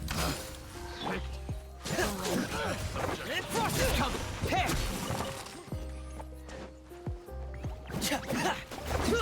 Frank West moment, yeah.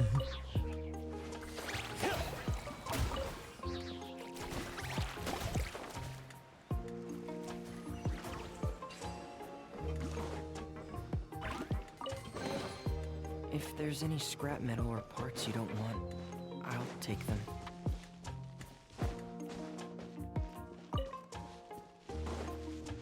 A ZZZ crossover when they, you know, that would be really cool. And it could actually work, because Vaughn is an ice character, so immediately he could just be slotted into cryo. He fights with he fights with kickboxing, so it's martial arts. Or so effectively, then it's just it's basically Risley but with kicks rather than punches. So just give him Catalyst as his weapon. When you know how it's built and how it works. But people, they're much more difficult.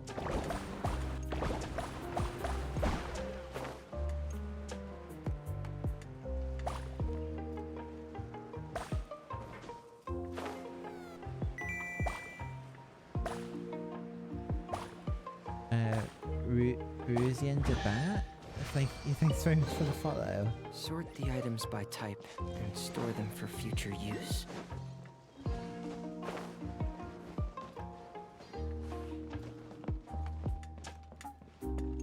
Where the heck is this hydroculus?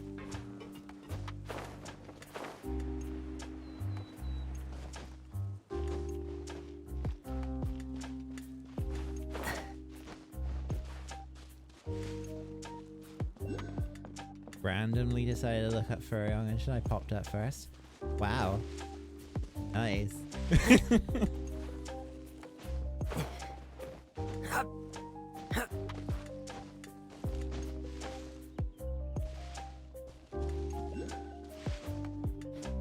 Stop climbing up the tree.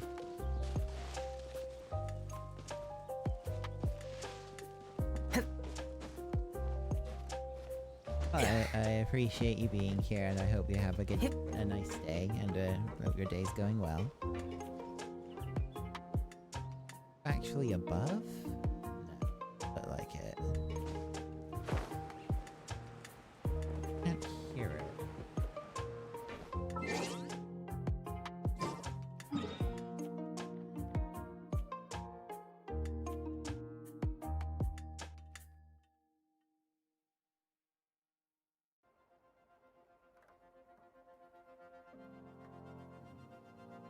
Okay, so apparently I need to find some keys. Okay.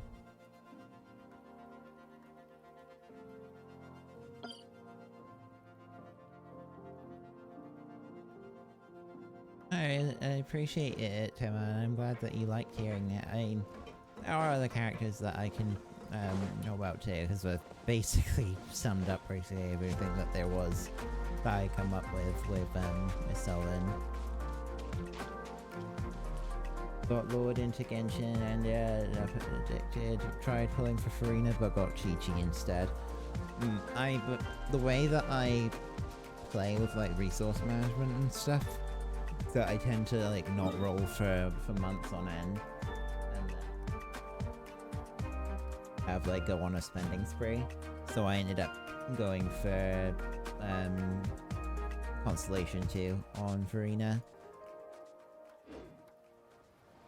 Wherever the tide takes me. You've so only long played as for the about a light- week or so. Oh, that's fair. The hearth still shines. I'll always have a home to return to.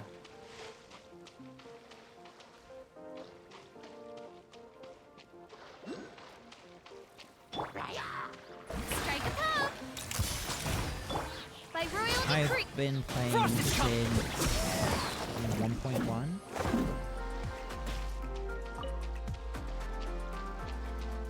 Six Farina with a wet. Oh, nice. Farina's C6 is very powerful.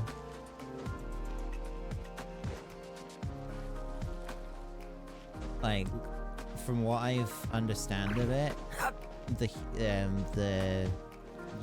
Numa side of it isn't really anything unique. It's basically the same sort of thing as Yalan, but the Uzia side of it effectively removes the team building restriction that she has for healers, because the amount of healing that she can do at that point is just more than enough to offset what she does. What she drains, rather.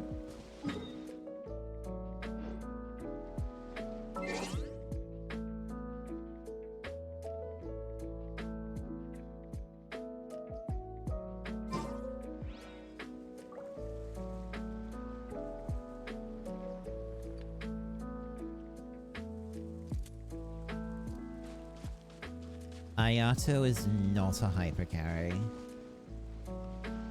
Like, whoever told you Ayato is a hypercarry is misinformed. He can be played as a hypercarry, but he's not good at it. That's not really what he's for.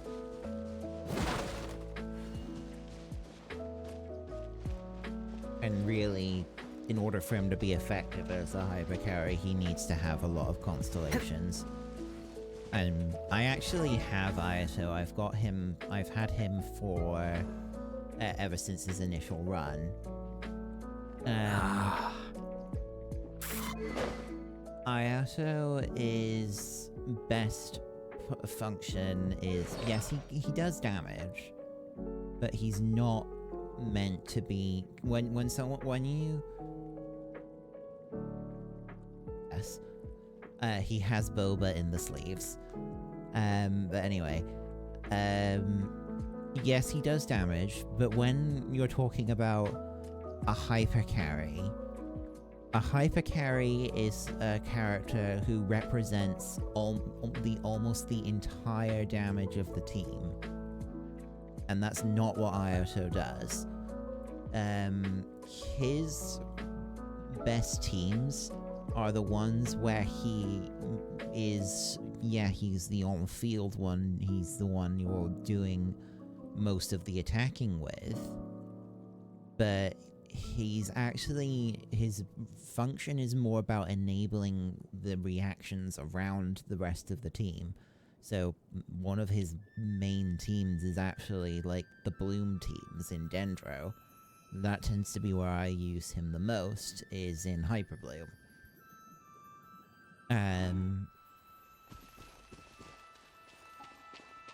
Hyper Bloom being a Dendro character, a Hydro character, and an off-field Electro character that can trigger the seeds. Generally it's either Kuki or Raiden. An example of someone who is a hyper carry, or fits into that role, is Wanderer. Because when you're playing Wanderer in his best teams, his field time is the highest of them all. He has to spend a lot of time on field, and he represents the biggest portion by a significant margin of the team's damage, 80% or above. Other hyper carries would be the likes of Eula, or counts as one, because again, most of the time, if you're playing her as her actual intended role, she represents the majority of the team's damage. Because it's all about getting the big funny number on her burst. Another hyper carry example is, well, Razor could be considered it, but he's not a very good one. Novalet can be played as a hyper carry, and now with Farina being out, yes, he is actually, can be considered one, but he's got the versatility of, because he's Hydro, he doesn't have to be played that way.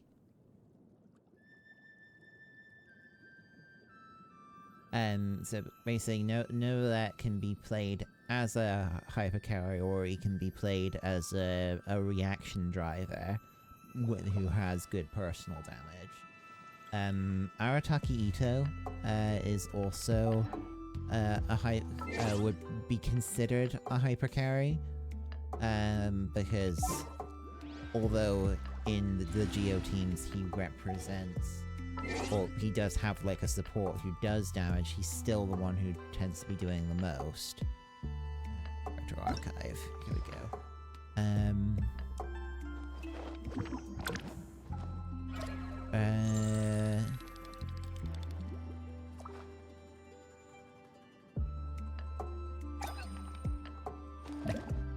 Zhao is definitely a hyper carry.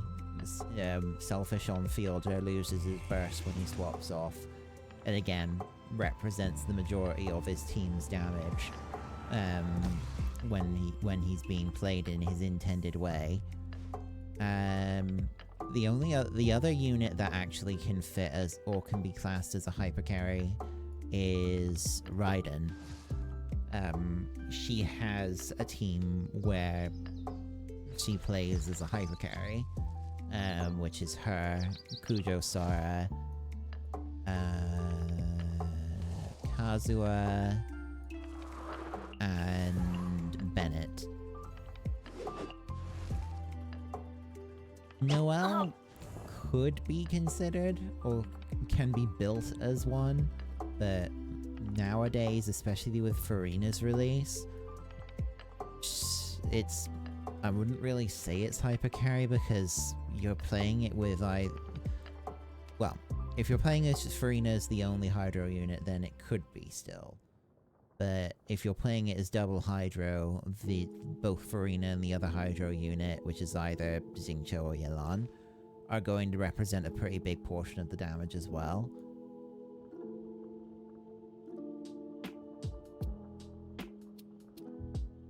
And any, like, reaction-based character, like, be it Diluc or Hu Tao, they aren't hypercarries either. Silly Because in their case, the support units that they're played with are also doing quite a lot of damage. Would you suggest as a new player you try to wish for Ayato or wait for the next event?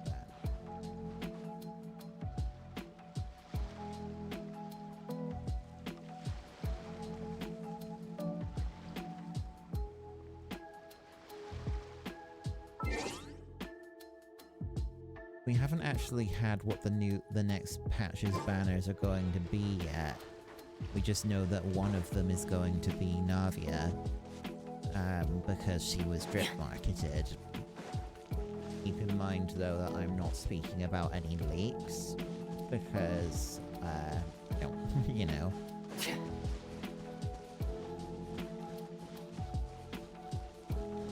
Ayato is okay.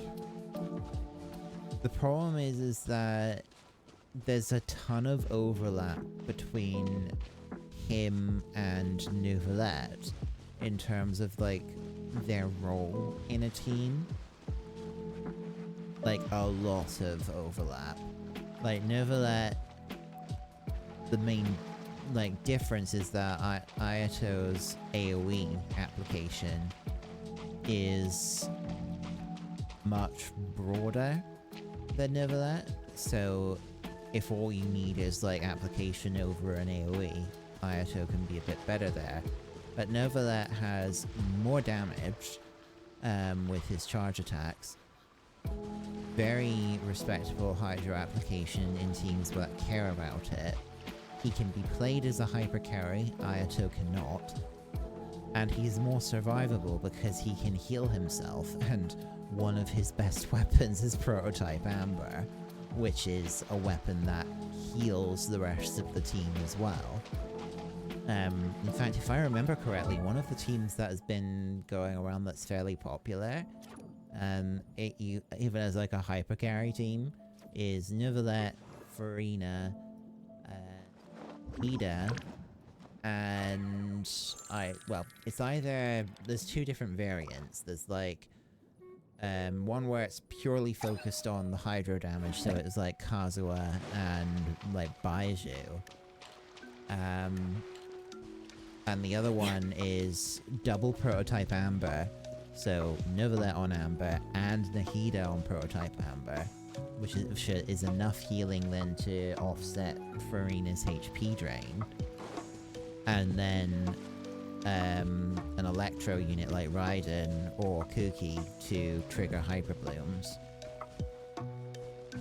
So, I guess, realistically, if you like the playstyle and how, like, Ayato looks, sort of thing, like, hold on, let me just get him out, bring him out with the mothballs a sec. Do I actually have a team set up with him yet at the moment? No, I don't. I don't think I do. That's probably bit of an indicator there, isn't it? I don't actually have a team set up with him right now.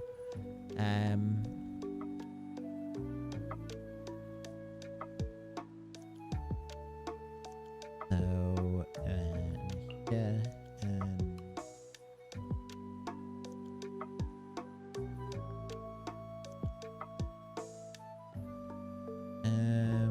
Anahida and Xingqiu. Chivalry will never die. So, if you like this,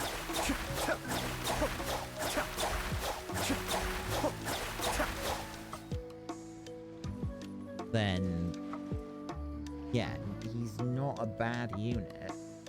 It's just that his value, especially when you don't have a lot yet as a new player, is pretty low. He's very replaceable now.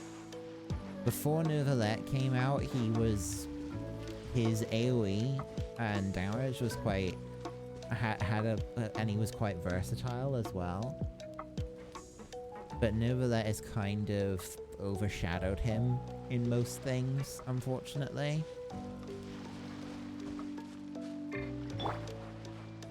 I would say now, wait until the next banners are announced, like what the 5 stars are for the next banners, which they do on the special programs, which are... Be still.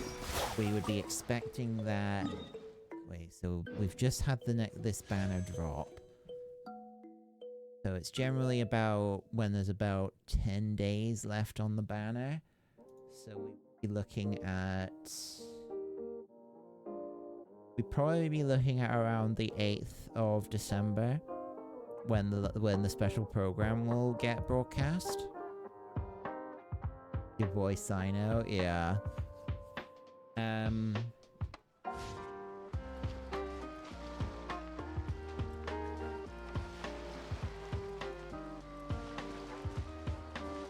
It's, yeah, at the moment we know Navia is gonna be in the next patch, but she's like a Geo unit, and probably isn't gonna be a very worthwhile pick.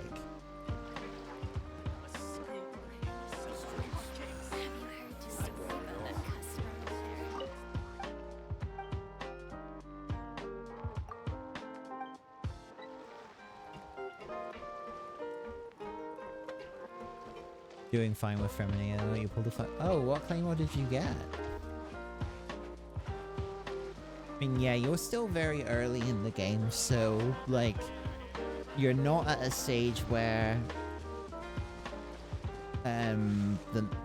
where the meta is something that you really have a lot to worry about at the moment. But I would definitely say that if you're looking to try and get to a stage where you can comfortably deal with like the Abyss and things, Skyward Pride.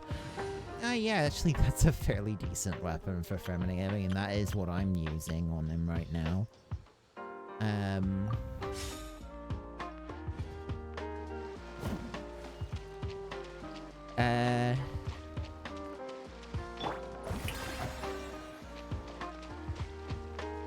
forgot where I was going with all of this.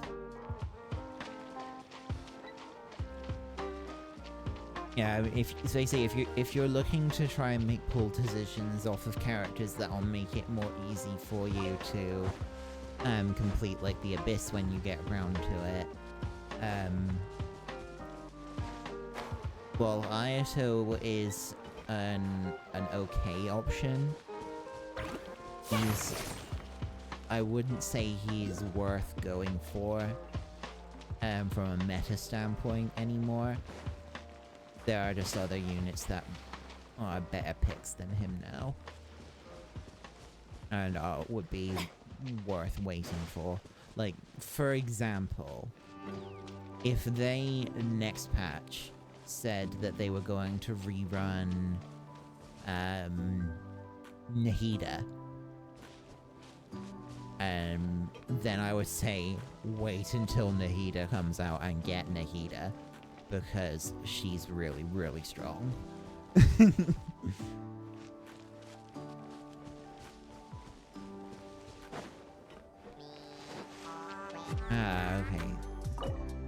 I need to find these other 2 keys. The way until next announcement, yeah. It's not that far away. It should be in about a week and a half.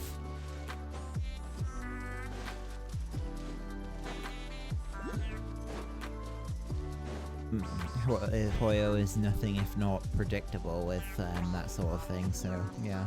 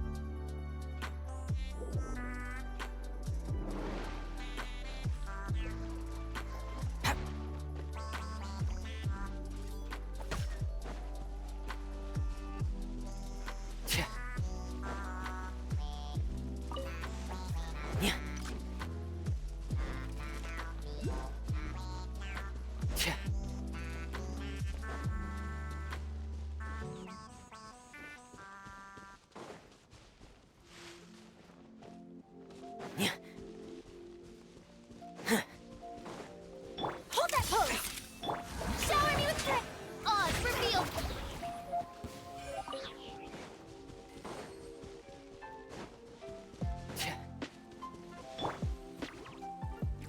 Say cheese!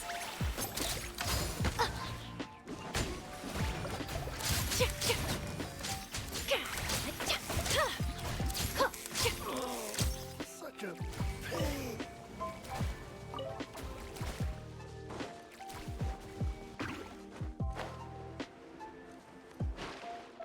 What's that glowy effect all about anyway? Maybe if I like jump into it from here?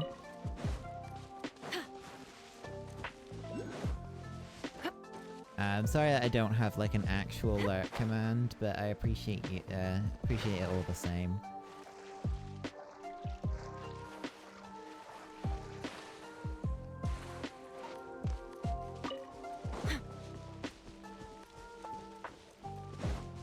Oh, excuse me.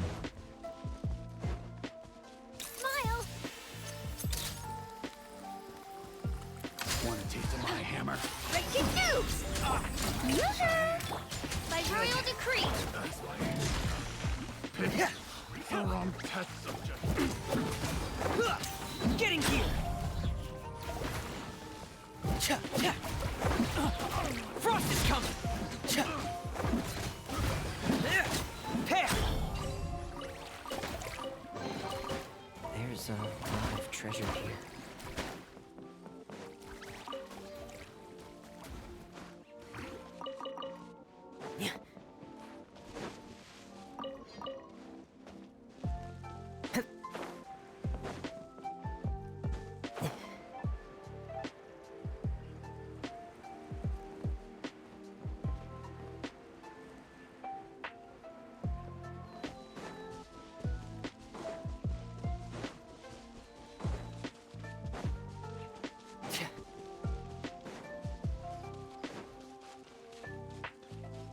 Say cheese! Another test subject. Getting here! Frost is coming! Picked the wrong test subject.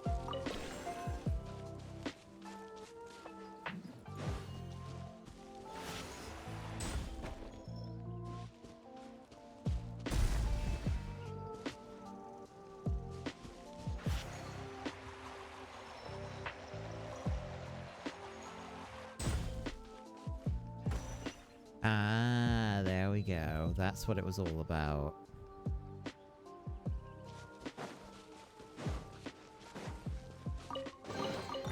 There's a lot of treasure here.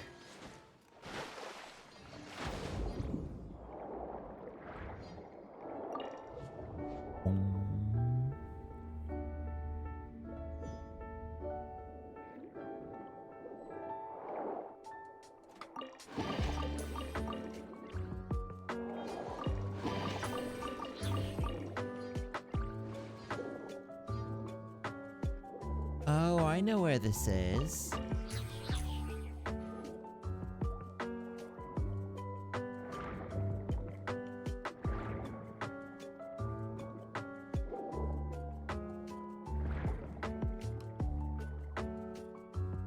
This is the place that I was like looking into. I was like, how do I get in there?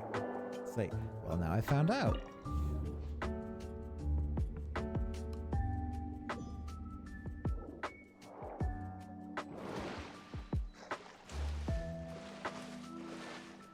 Hooray for progress, yes.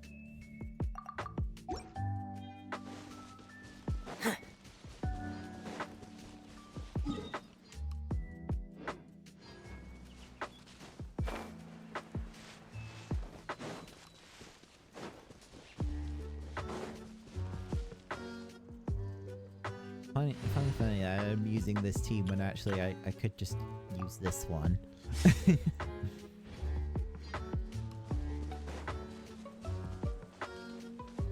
I'm not getting friendship from doing all of this, so it's not really a ton of point.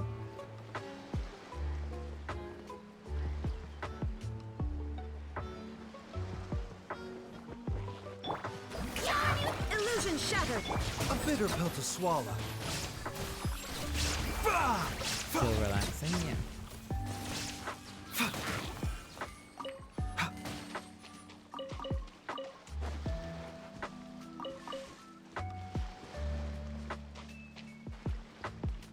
Yes, the Baiju Hyperbloom team. Very very strong. Wait, I can put Farina back on Festering on this team too.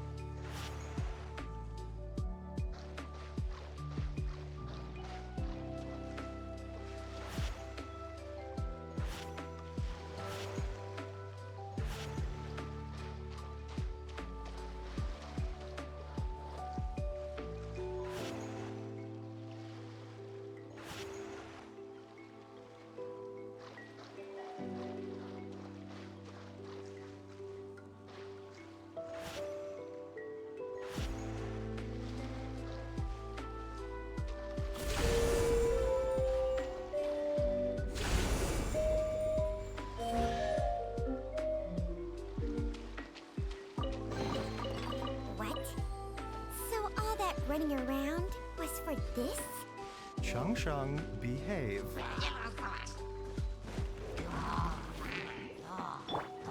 Strike a pose! Let my name echo in so— There is no escape. Here comes the catch. The doctor will see you now. Yeah.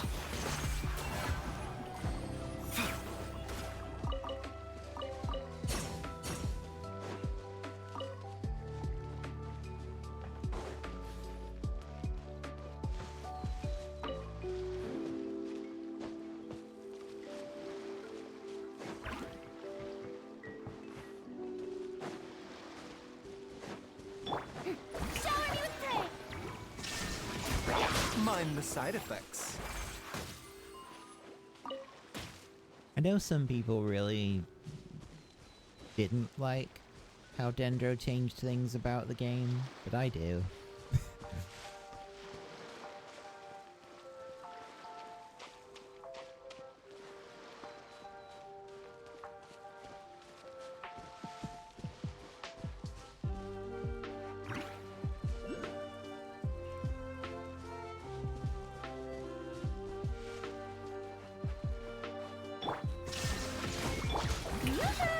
A bitter pill to swallow. It was needed, the game was feeling stale. Yeah, and it was the fact that it made it like Electro have a lot more value in the game as well was really nice. Oh, there's one of the vault keys. I just need to find the other one.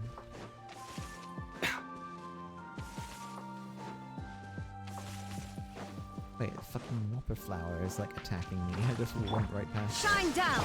Shower me with the deck you will see.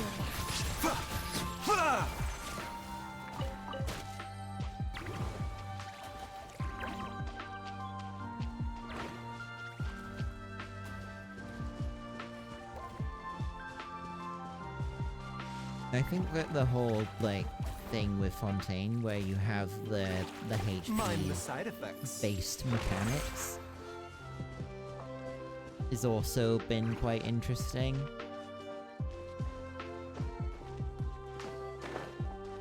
And Farina, in and of herself, and the fact that she's, well, effectively single-handedly made, or shaken things up with how valuable certain healers are, has also been quite nice too. Like,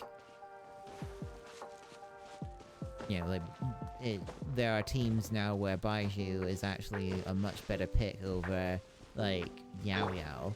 Strike a pose. There is no escape! And, Done.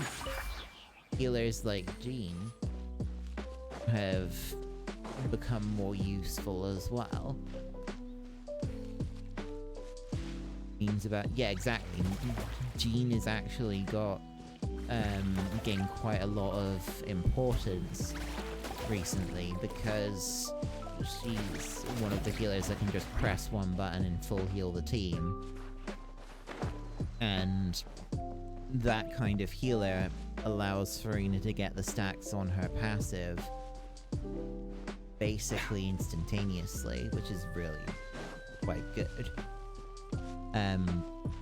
Noelle is actually a really solid unit now because of the buff that she gets from Farina, either as running her in mono or dual geo, or as just the driver in a triple hydro team. It's like, if we have one of them as the setup on here right now, like,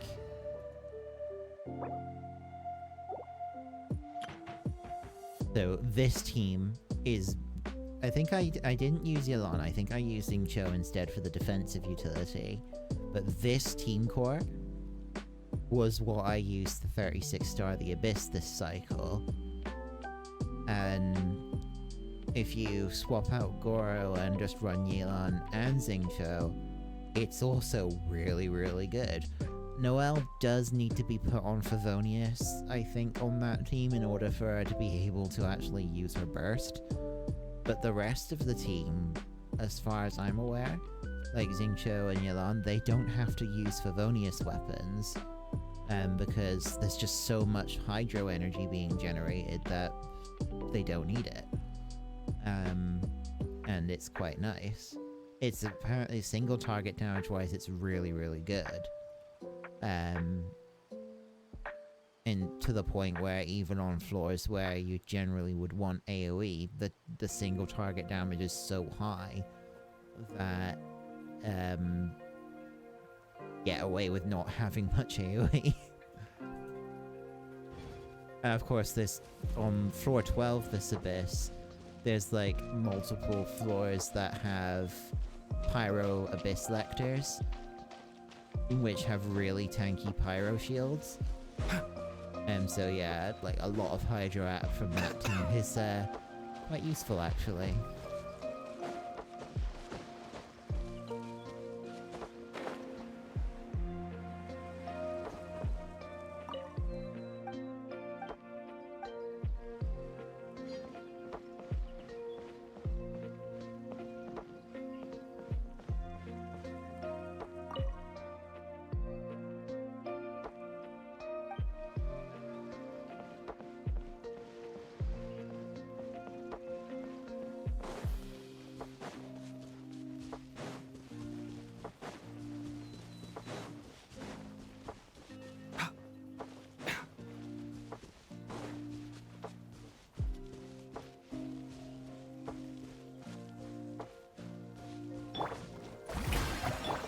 Down. Seems like an emergency.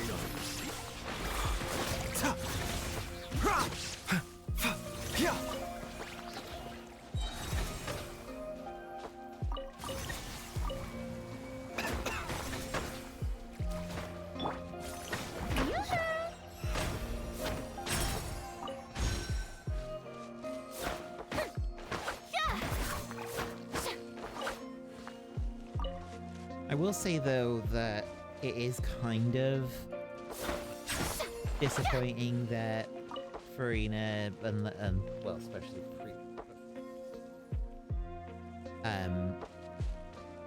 is just kind of like an EQ swap out unit when she has a normal attack chain that is this nice.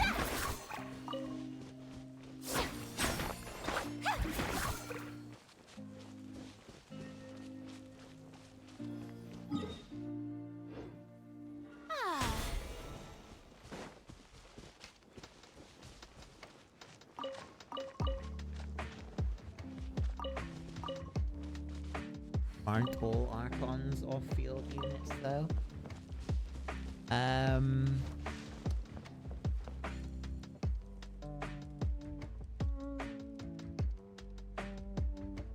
Raiden can be used as an on-fielder. Although her regular normal attack chain, like this one, isn't what you see as the on-field one. It's when she's in her burst.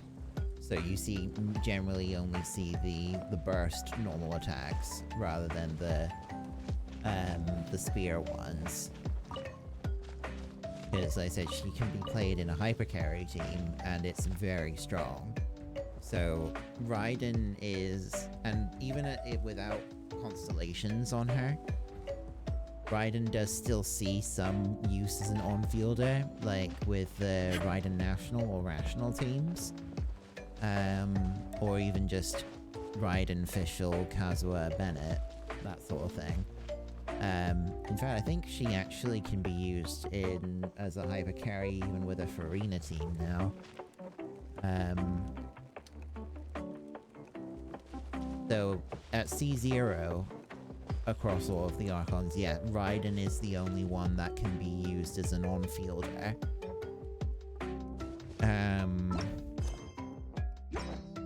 From like a meta perspective, because I mean, like, if you really want to, you can just build physical damage and use anyone as like an on-fielder, couldn't you? But at higher constellations, I mean, even at C0, depending on the team that you're using, Nahida could be ran as an on-fielder, like the team that I'm currently running, which is like Baizu, 2 Hydros, and then an Electro unit. There is a variant of that where it's Nahida is the on-field driver rather than it being Baizu. And then and the Electro unit is either Raiden and you're not running a healer, or you're using Kuki. So Nahida can be done or played both ways as well. But yeah, Venti and Zhongli are definitely more of an off-fielder type of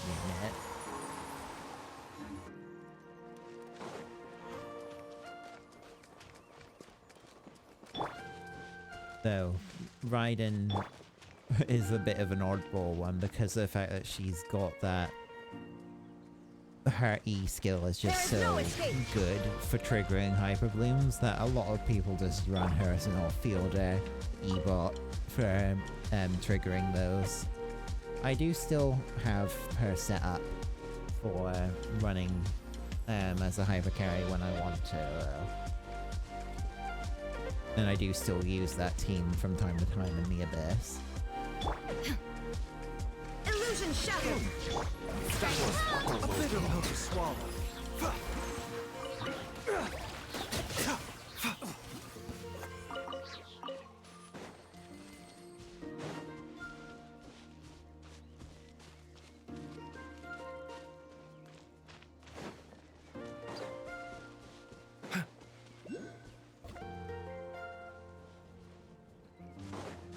But I need to find this last key.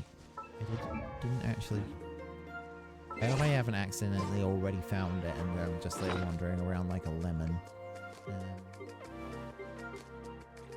Could be. Oh, I don't have both of them. Good. I'm not being an idiot.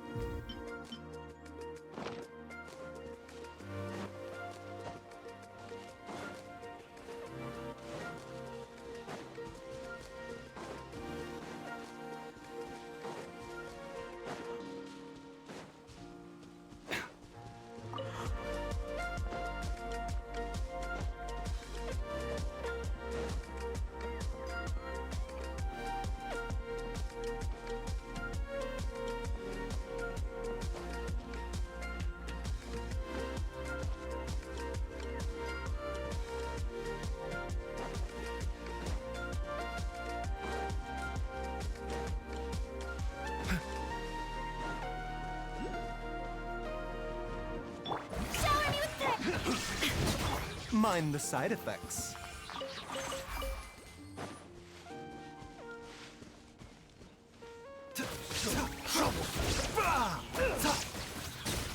A bitter pill to swallow.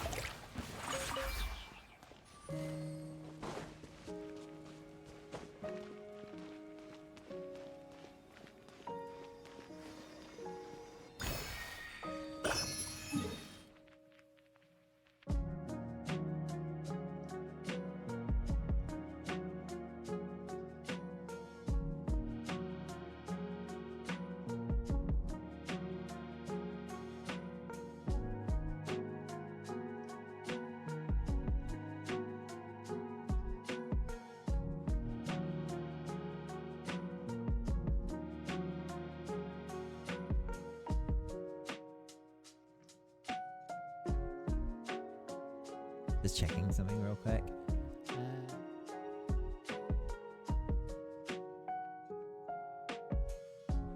Really need to find out where that last key is.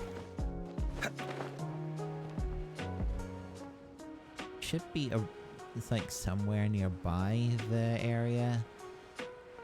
From what I'm reading, it's not like, because I mean, like one of the keys I found this by like digging up nearby, but apparently there is another one supposed to be close that I just haven't found yet.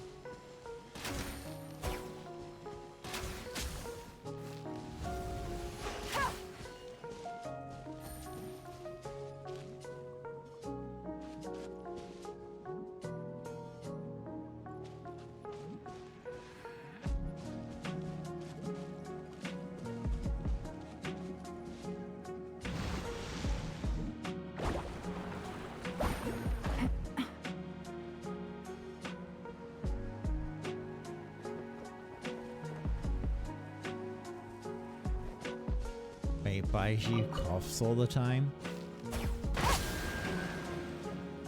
Yes.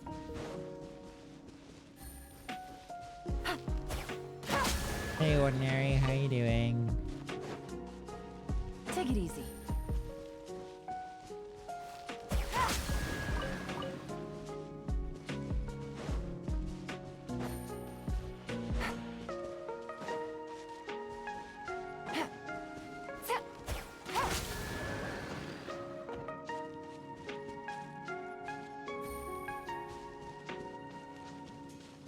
Oh, I think I see why. It's like the number of stumps around them.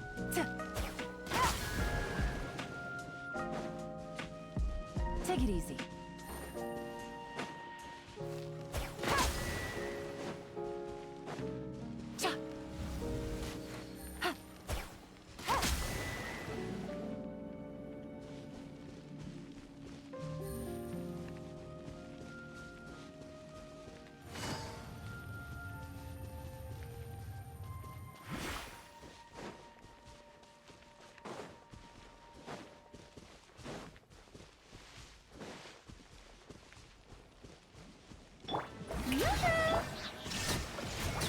The doctor will see you.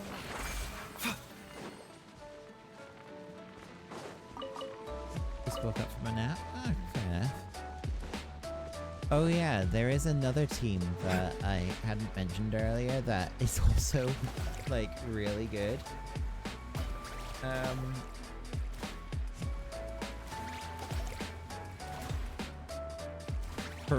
Farina forward vape. Using the Sunfire team, which is basically Bennett plus Jean. Can't remember what the 4th slot is on that team, but yeah. Don't forget to wash your hands.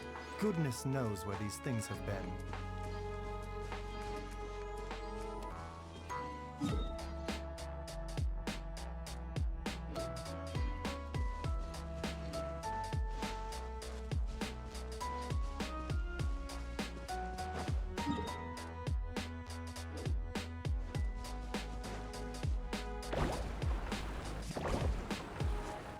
Boing. Yay! The life of an adventurer.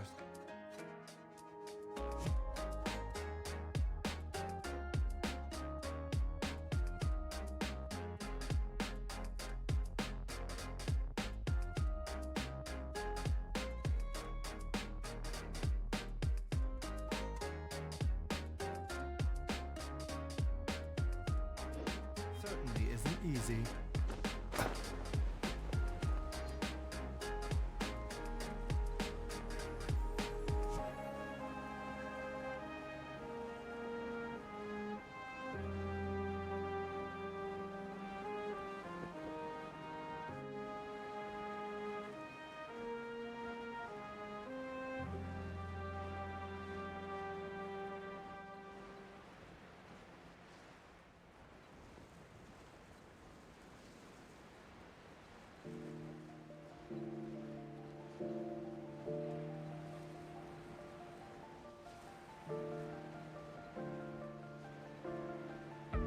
How am I doing? I'm good.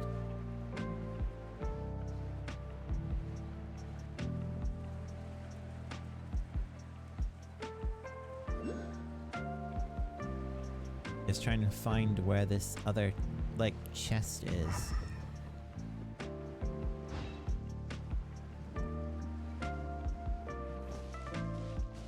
Maybe I should just use the compass.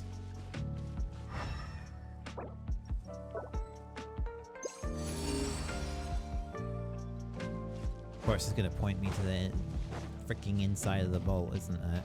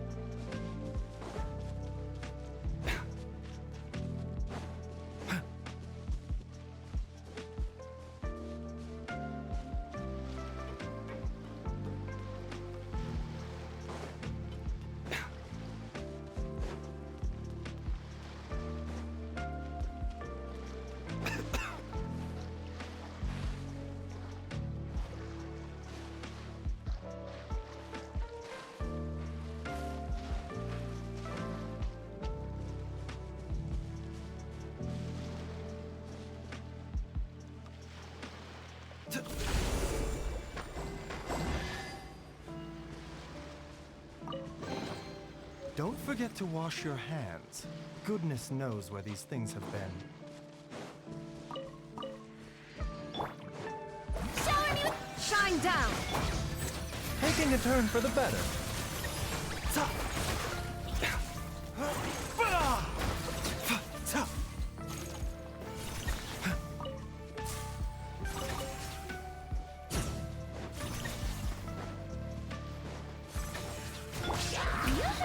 There is no escape! Gotcha!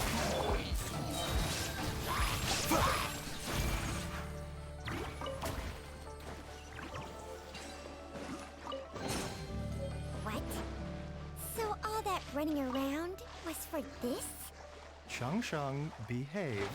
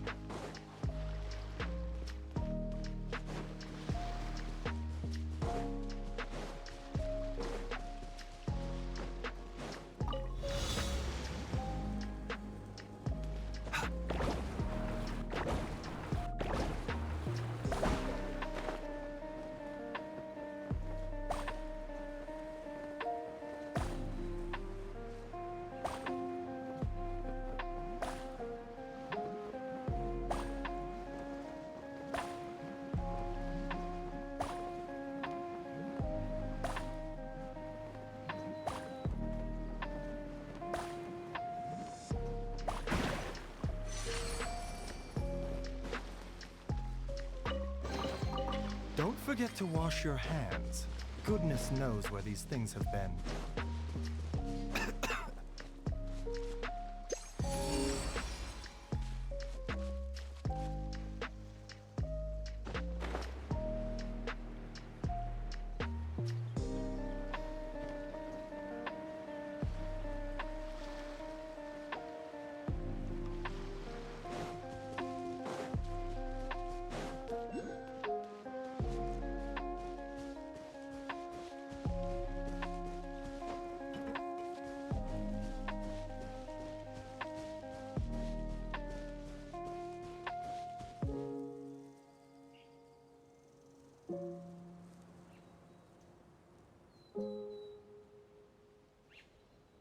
Trying to find something out, Zach.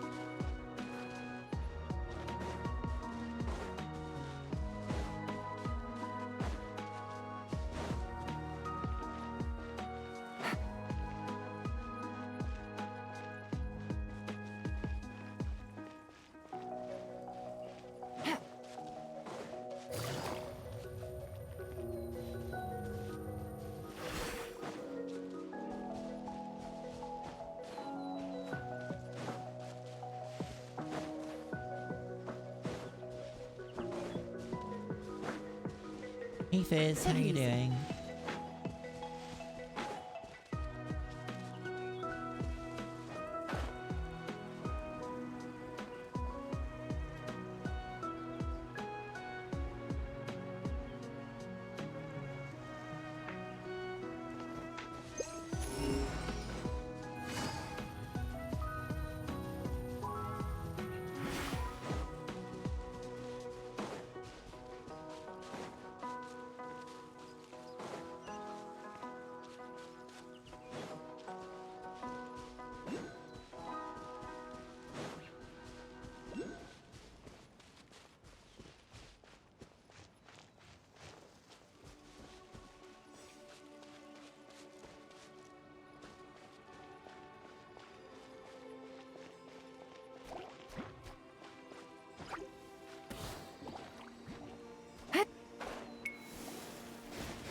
Illusion shattered!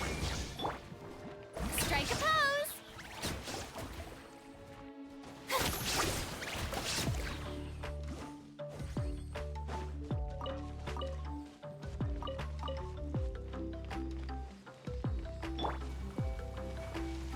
Yeah, well, what? I am kind of tired. Dog.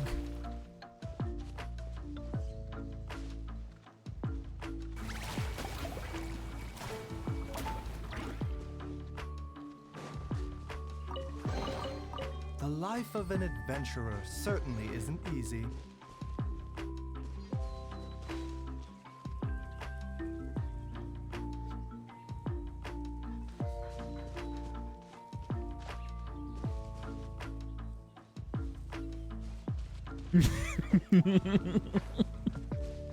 Just kidding.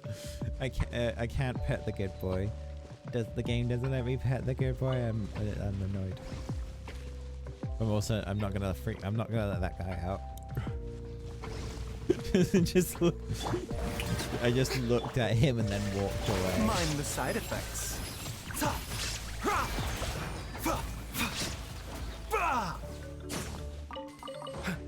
Yeah, I'm doing good.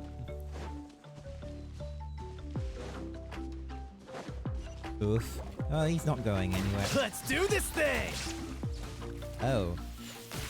Oh, so this is an enemy. Shower me with praise. Time to shine. Liam. Quietly now. Game's up. Shine down. Remember, health comes first. Oh damn, he's tanky.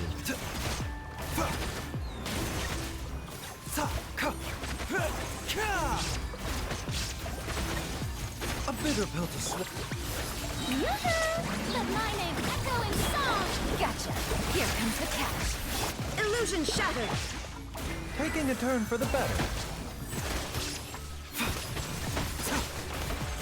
This is nothing.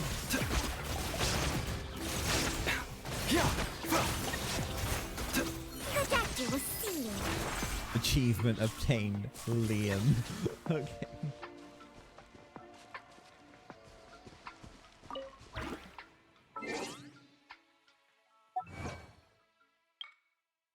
Defeat local legend Liam. Okay.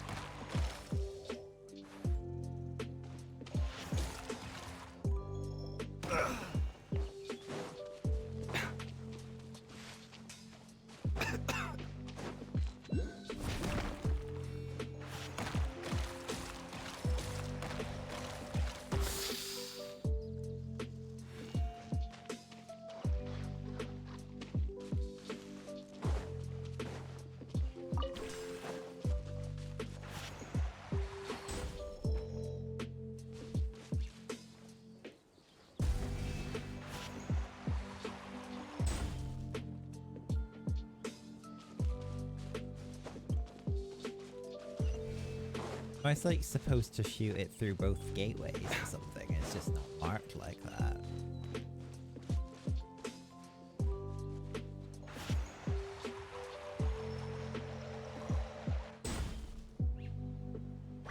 Oh, it was. That was actually Life what I of was an supposed to adventurer do. certainly isn't easy.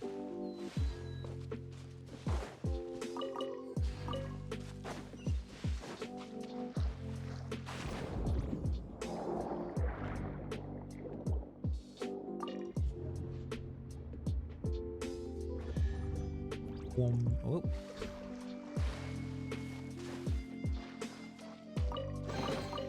The life of an adventurer certainly isn't easy.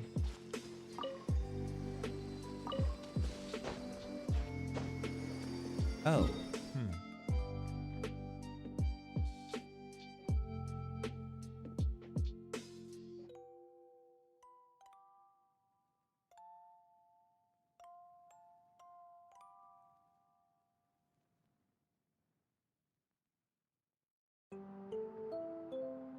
Ah, there we go.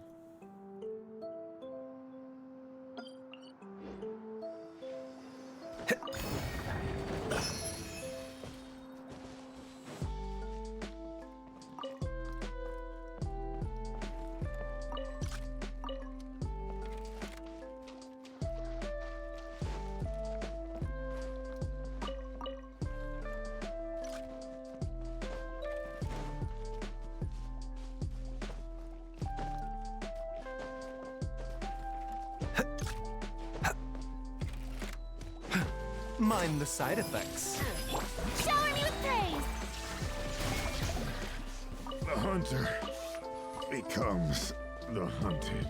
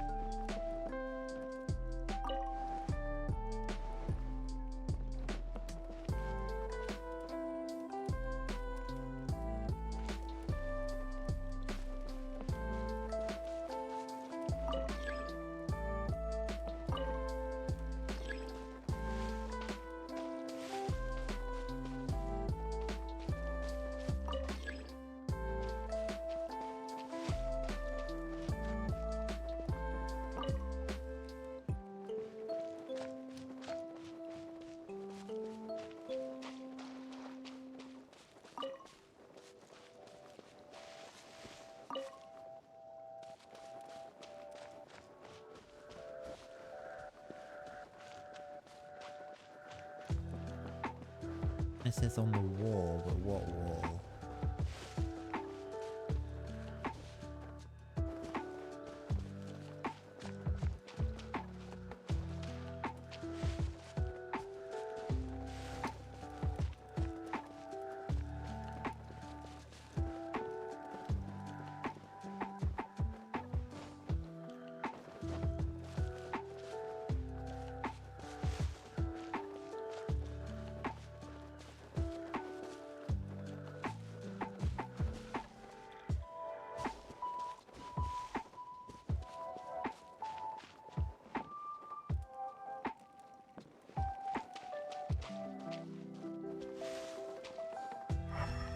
Ah, right, I see.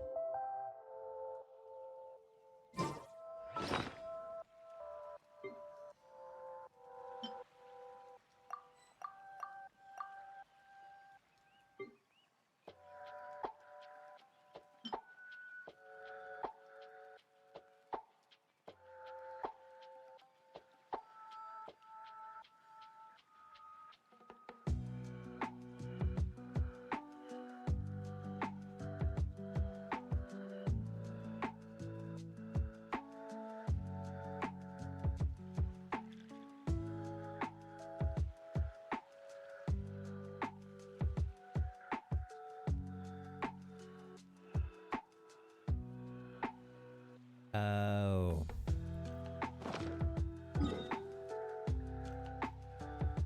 Going around on a wild goose chase. In the bird's nest.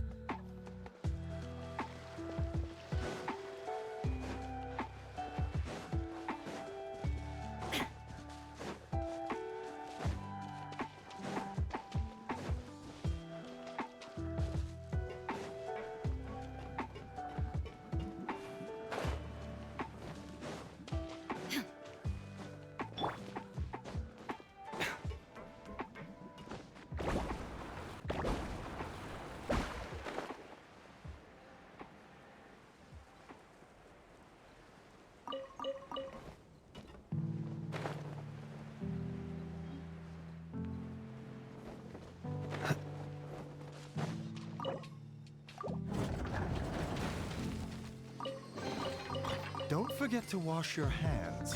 Goodness knows where these things have...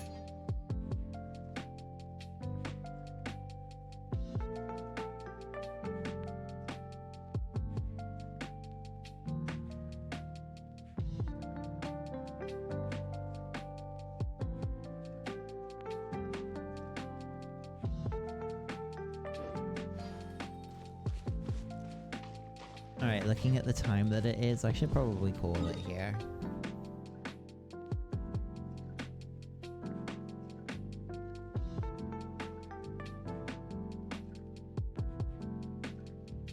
The speed of breaking shield depend on.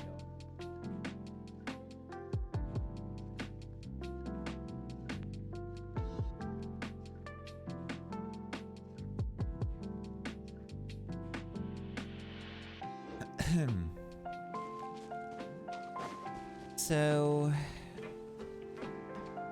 different so basically what you're getting at is like if you've got like a pyro shield and you've got hydro units, sometimes some unit is gonna be faster at breaking it than others. If it's the same element, and it's like two different characters with the same element, it depends on their application rate and the strength of their application as well. So, for example, like the difference between Yelan and Xingqiu. Xingqiu, he can sometimes apply Hydro more often than Yelan can, because application has a cooldown on it, like an internal cooldown.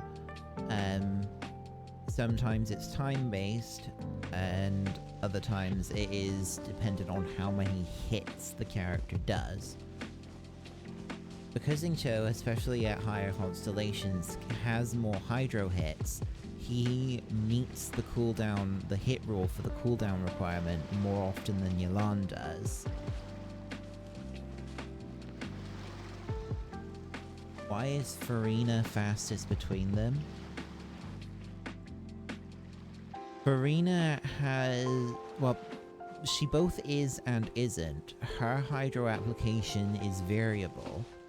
And the reason for that is because each of the summons has different ICDs on them. The seahorse applies every other hit. The octopus applies every other hit. And the crab applies every time it hits.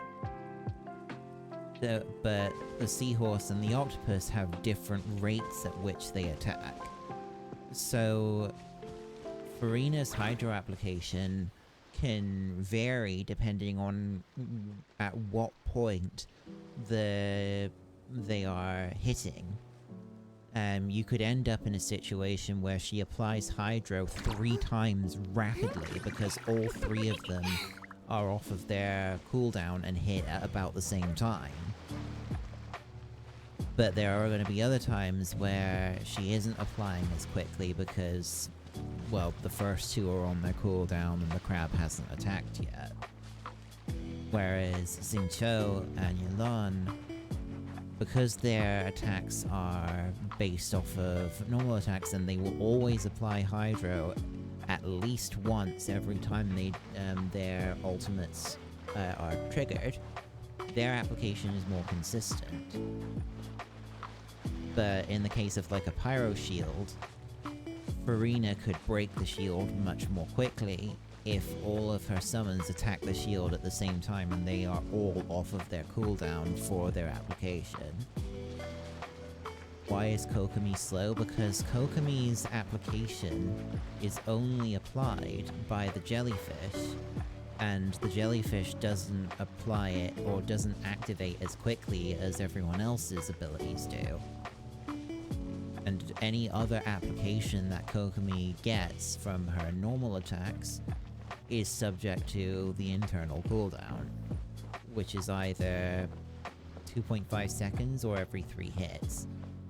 If you charge attack spam, you can bypass it a little bit, but most people don't do that. Kokomi's is slower because her jellyfish doesn't attack as quickly. However, Kokomi's jellyfish doesn't have internal cooldown. It applies every time that it hits, which can be an advantage if you don't need it to be super fast. But anyway, I'm not really the best person to be asking about element. The other thing that can be a factor is elemental gauge, because not every application is as strong as each other. So, but that's going into territory that I'm not really that comfortable explaining. Theory crafter, I just pick up bits and pieces. But I am at the point now where I'm wrapping up my stream, so I'm going to be calling it here. I hope that information helped you though. Anyway, thanks everyone for watching, and I hope that you enjoy your day. Yeah, bye bye.